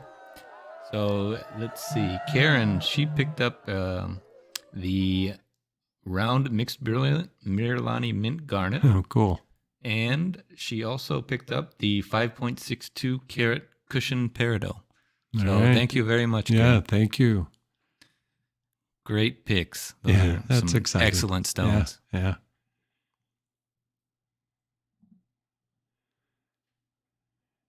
And this is another great one. You can see the exact same cut.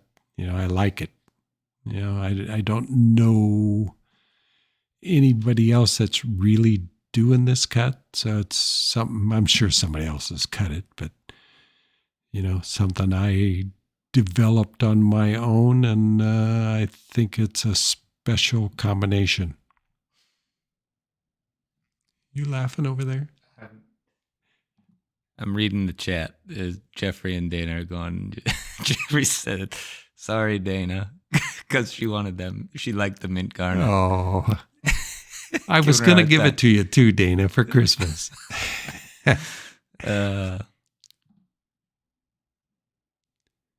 Anyway, this is just under 9 carat, 8 carat 95. Appraised value of $3,900. Our price online is $2,390. And the 15 off, it is $2,031, $227 a carat.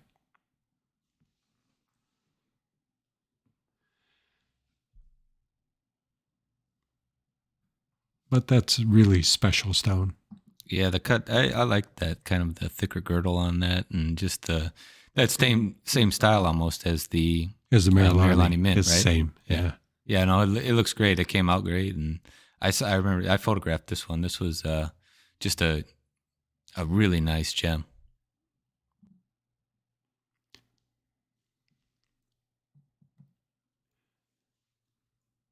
And this one is from Tanzania.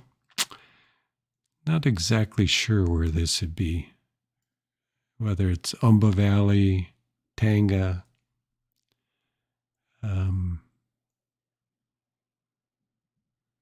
Wherever it's from. It's not Mahenge, otherwise it'd be $400 a carat. But it's same kind of color as Mahenge, Yeah, you can't get stuck into buying names. If you saw two of them together, would you be able to decipher which was Mahenge versus? I have no idea. No, yeah. It's just. Yeah, I mean, if they got really, really light, which is what Mahenge produced, was colors that were lighter than any other source, I might know it. But the Mahenge in this color it gets lighter. Yeah. That would be the only if it was really light, I would guess Mahenge, I guess. But this one's pretty light. I mean, this one, the color's right. I mean, it's just a really, really good stone. I agree, yeah. Yeah, and just having that cut with it, it's just so brilliant. You get in the right light, and it's just amazing. Yeah, there's nothing better than a nice garnet like this, good size. And Yeah, I've always related the story of, it was Cousins Jewelers. Do I remember his name? But he bought a garnet from me, and he would pull it out with all the diamond dealers. And this was like a Malaya kind of color, kind of a peachy color. And he'd tell them it was diamond, and they'd be just going, "Oh, how much is it? Can I buy it?" And, but it was just a garnet. Yeah. So, but they have diamond-like brilliance. And I don't know if you could say just a garnet anymore, Yeah. It's becoming more and more important. Yeah. And, people have realized, unfortunately, I've always been into garnet. They've always been my favorites. And, I've bought a lot of garnets, and, they used to be cheaper to buy them, but hey, they're worth the money, and they're still cheap relative to other stones. You almost, other than, saverites, and, the Marilani mints can be pricier. So there are garnets that are quite expensive, because 5-carat saverites are 10,000 a carat. So they do get pricey, but still there's bargains in garnets for sure. When you can buy a garnet that looks this great for 200 a carat, it's one of the cheapest fine gems on the market.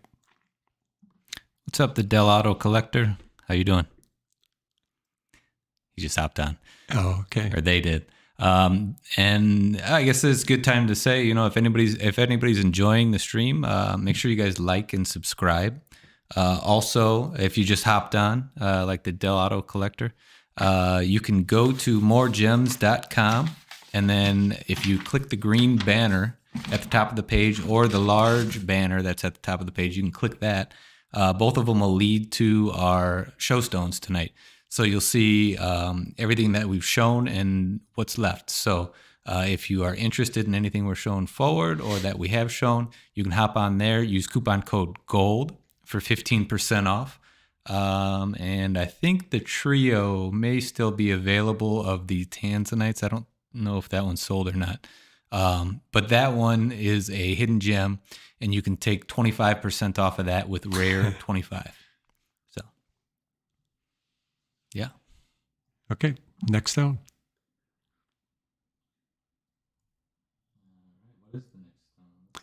I don't know. I see the time, and I guess I'm not going to... Oh, okay. Well, just like I just said, here's a princess cut. Here is the final hidden gem and a princess cut. So it was Holly that was talking about the princess cuts. Here is the princess cut. The only one ever in a show. Yeah, I don't think I've seen... I haven't had a princess cut. And this particular stone, I actually have two of them. I've been holding on, I bet, for... year and a half, thinking I was going to mount it, because it is unusual. When do you ever see a Tanzanite this cut? You don't, So, but just finally said it's time to get it out of the box and move on. If you're not going to mount it, let's sell it and make some money and buy some more. So here's a princess cut.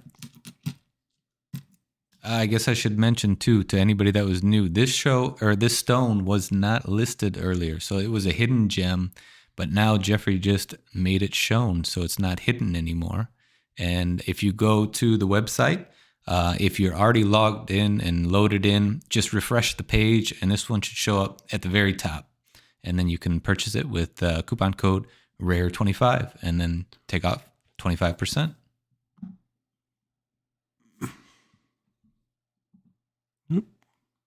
And you can keep it small, Mike.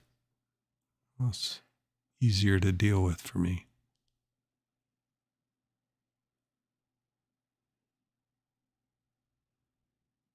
So you think that would be good for a pendant, or probably better for a pendant?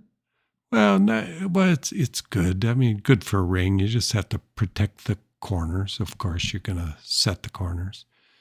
And have us set them because those corners are easy to chip, and we're liable if we set it. And yeah, it does. It has a thick girdle, which makes it a lot more safe as far as setting and wearing. So a ring is still a possibility, and it's not very deep, so it's going to set low on your finger. So it makes it better for a ring. Not better. It makes it good for a ring, or a pendant, or a bracelet, or a pin, or a single earring. Like I said, I have two. I don't think they're a perfect match, but they're a match. So if you need a pair of earrings, let me know. There's some of that red flash in there.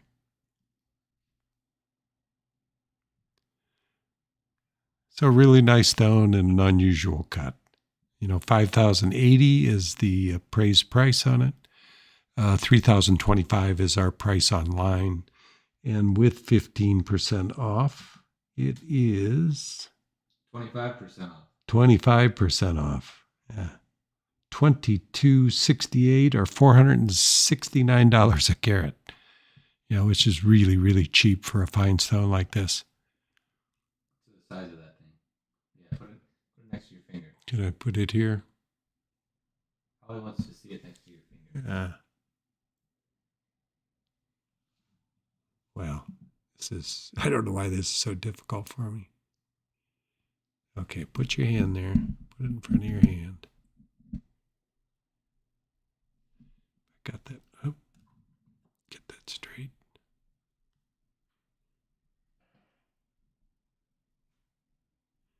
It's a nice size stone. And it's probably pushing, almost 10 millimeter, which is good size for ring or pendant.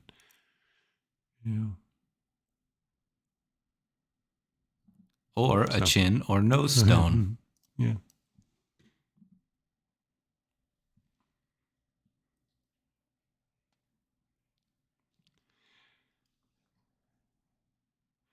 Nice hidden gem. All right, and up next is another Ethiopian opal. This one was a little difficult to photograph. Just hard to get the color right because it has really remarkable color. Yeah, it didn't photograph this well. Can't quite get it in focus. But you talk about even color spread in a gem. Oops. Get the wax off it.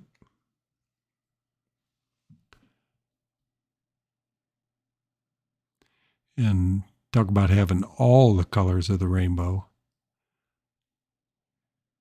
You always wonder what indigo is, and there's indigo in here. So all of Roy G. Biv is displayed. Red, orange, yellow, green, blue, indigo, and violet. And I'm sure there's ultraviolet in there. We just can't see it. And infrared. I don't know. So, Steve, are you superstitious? Would you wear opal if it wasn't your birthstone? Of course, that's silly. Yeah. Some people don't think so. Well, there's so many, and that started. What does the chat think? Would you wear your birthstone or wear opal if it wasn't your birthstone? I mean, and the other thing is if it's what's something about given to you or. Oh yeah, maybe if it's given to you, it's okay. I don't. But you can't buy it yourself. I don't know. I don't remember what it. I'm not superstitious. So well, this all sprang up from O. Henry wrote a story about Anne of Gernstein. Who is Anna Gernstein? She was in a book. Which book? She. Oh, I was just kidding. I didn't know that you. No, actually I knew know the what book. it is. It's Anne of Gernstein, I think. Oh, is the name of the book. What is that, an autobiography? No, it's just it's a fictional story that he wrote back in the 1880s or somewhere back then. And she had an opal, and something happened and she died, and they related it to the opal causing her death. And it was such a popular book that people back then believe it. And even Queen Victoria tried to stop this because she loved opals. And she tried to dispel this myth that was created by O. Henry. But it stuck, and it's still stuck today, people believing that. I think it's getting to be less, but people still bring that, oh, it's bad luck, it's... There's no luck associated with it. Yeah. So what do you think the body color? What would you consider that body color? I don't know. It's slightly gray. It's not totally white.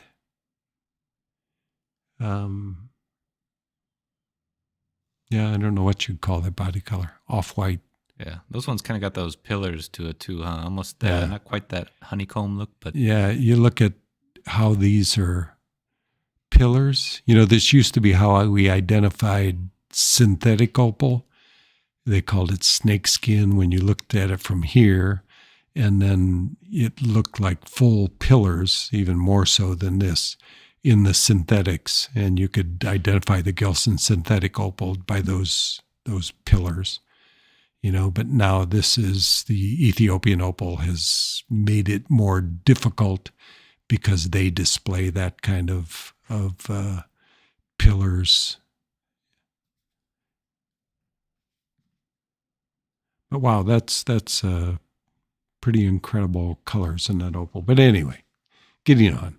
Weighs 19.77 carats. $39.50 is the normal price. $22.70 is our price online. And $19.30 with the coupon code GOLD. We got a couple people in the chat that kind of agree with us that, that we'll wear it no matter whether it's our first stone or not, just because it's beautiful. And yeah. I had one gentleman, I told him I wore an opal ring, and he's like, "You wear opal?" I'm like, "Yeah, man, it looks really cool, and it's a faceted one I wear in a ring, but I think they're really neat, what else can you get that type of color in, other than like a Ammolite? Yeah. but it's not. That's a full gem right there. It's just all it's gem, Come on. Yeah, and this is about as good as Ethiopian gets. The two stones we showed tonight, little different color patterns. This is more, well, I like it, and Michael likes these little flashes. He likes them even smaller than this. This is not really pinfire. It's bigger than pinfire. But it's similar, But the intensity of the colors is just remarkable. And it's about $97 a carat is the price on this one. So big face again. It's so big stone.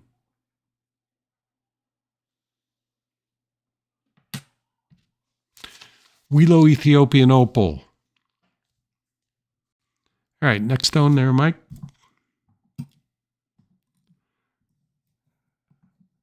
All right, this is another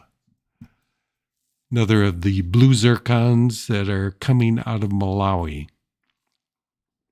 Malawi is one of the newest sources of gems, and these blue zircons have just in the last several years have started coming out. The big benefit of these stones is the rough is not extremely deep. So when they're cut, you don't end up with stones that look like snow cones, and you pay per carat for the material. So the deeper it is, the smaller look you get for your dollar. So these are cut like a fine diamond would be cut, so there's no extra depth in them. They'll be easier to set. The benefit of the Cambodian material and the deep cuts is it gives you deeper color. So, if you cut a Cambodian stone with a cut like this, you end up with a lighter color. But when you cut it extremely deep, it adds to the color. But this material just has such incredibly deep color. You don't have to cut it deep.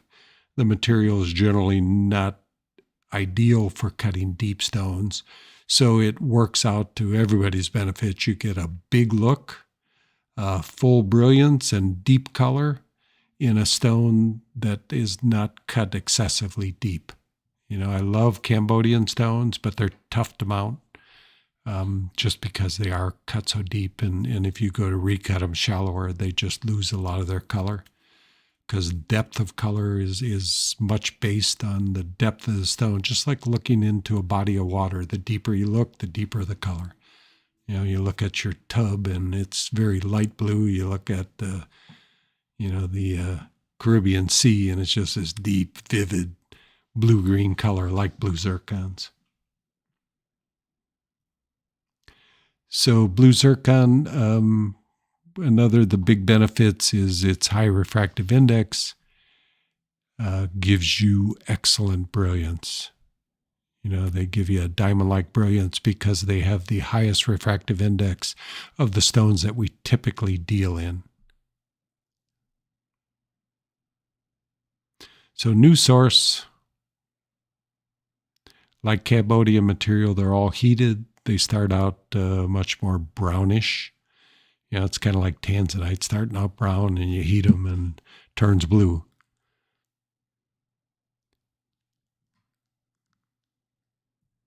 And I feel like the color of these blue zircons is slightly different than the Cambodian material. Would you agree?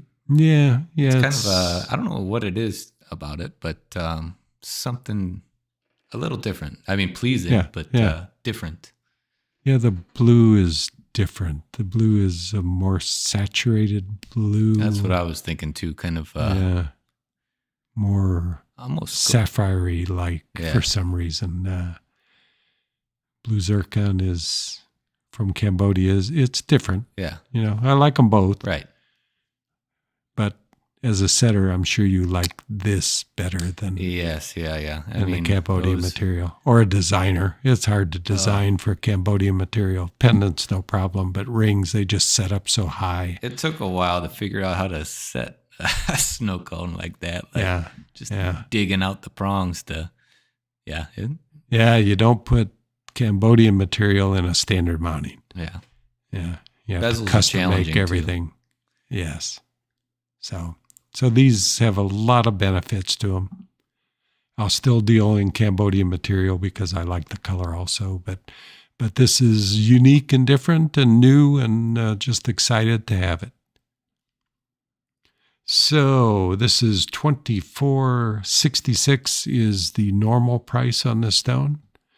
$9.49 is our price online, and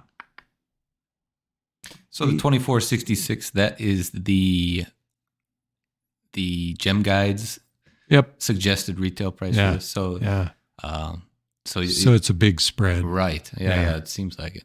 Yeah, and I some things I don't understand. Some things, we have really good sources for these, and that's the only explanation. You'll see a lot of varying differences in the normal price and our sell price. But a lot of these stones, we deal direct with the source. So, I'm working on not a standard markup, but I know the markup I want to get. And, the better I buy it, the better you do. And you'll see variances in this, from the normal price to our price online amongst different gems. It'll vary significantly. And things like this, it's a pretty dramatic difference, which is good for you. good for me. I make money and can provide a stone at a really good price and really, really good cut. Again, I didn't cut it, but the cutter is very, very good.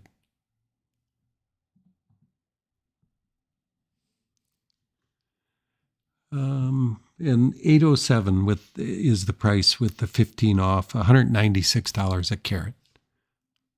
This material is very, very dense. So the size you get for weight is less than other gems. So it is a benefit that these are cut relatively shallow, because if you got a stone like this from Cambodia, it would weigh 6 carat, just for the same face-up size, just because they're cut deeper.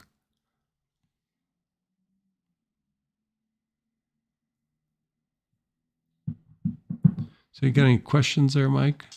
Let's see. How about you show the topaz crystal? I could do that.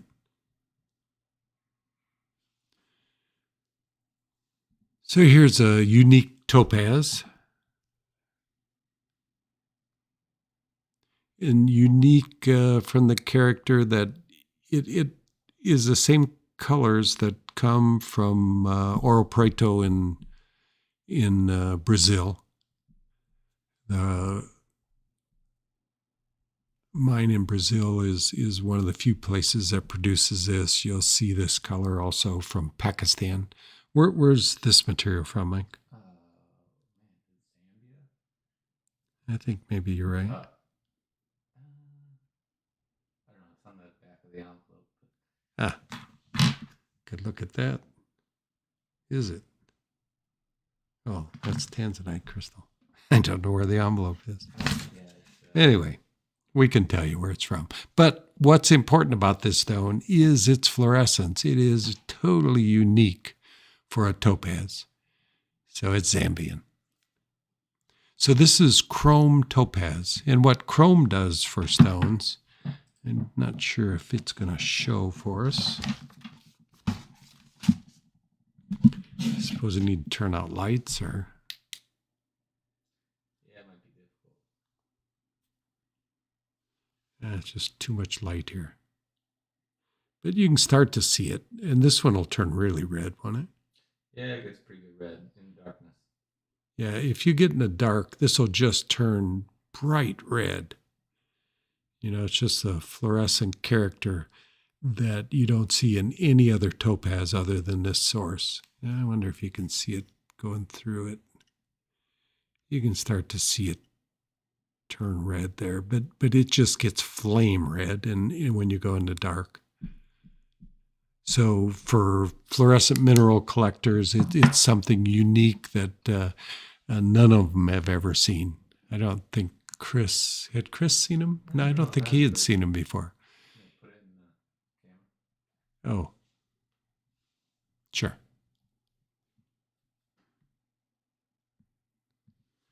See if I can get it this to... is probably the... And it's not going to show on white. Jimmy or crystal.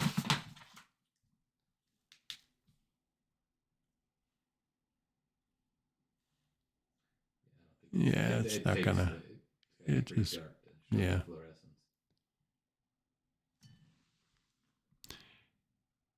But just a really nice crystal and just that characteristic of the fluorescence under ultraviolet makes it a really unique gem. And do you have these on Mineral Mike? Not yet. They're okay. Getting there. This is actually the first one I listed, so it's available on MoreGems. So nice crystal with a unique characteristic. We lost the camera. But that was it.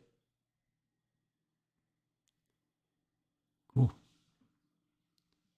And I guess I'd take the time to mention that anybody new that came here, all the gems that we've talked about and are talking about tonight are on MoreGems.com. To see all of them and to get the 15% off, you can go to the top of the page on MoreGems.com, click the green banner, and that'll bring you to the list of all of these show stones. And make sure you use coupon code GOLD if you find one you like, because that'll save you 15%.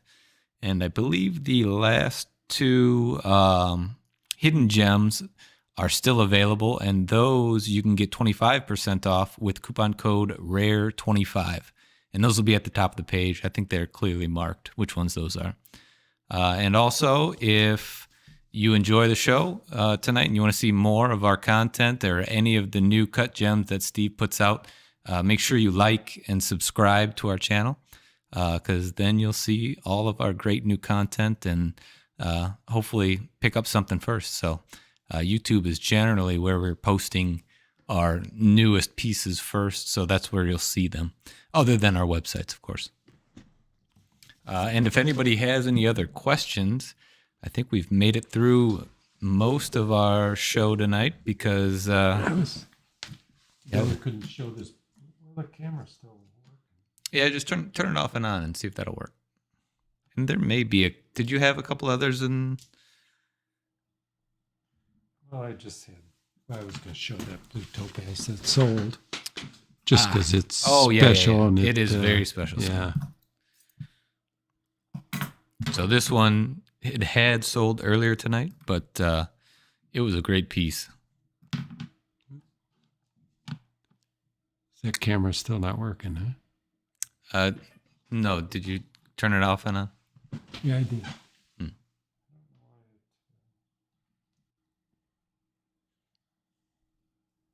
on. Let's see. There we go. This should do it. Okay. Give it a minute. And we should be back up and running. There you go. All right. Whoop.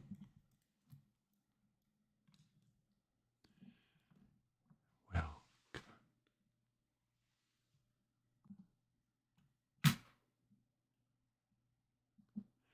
so another one of those electric blue topaz.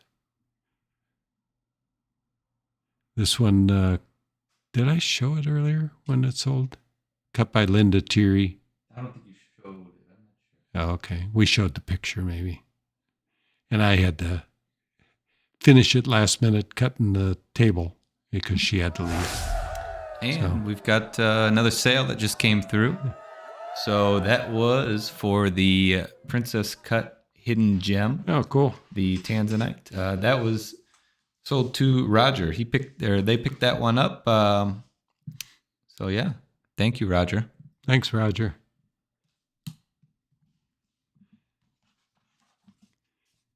Anybody have any more questions out there? Great stone. Yeah.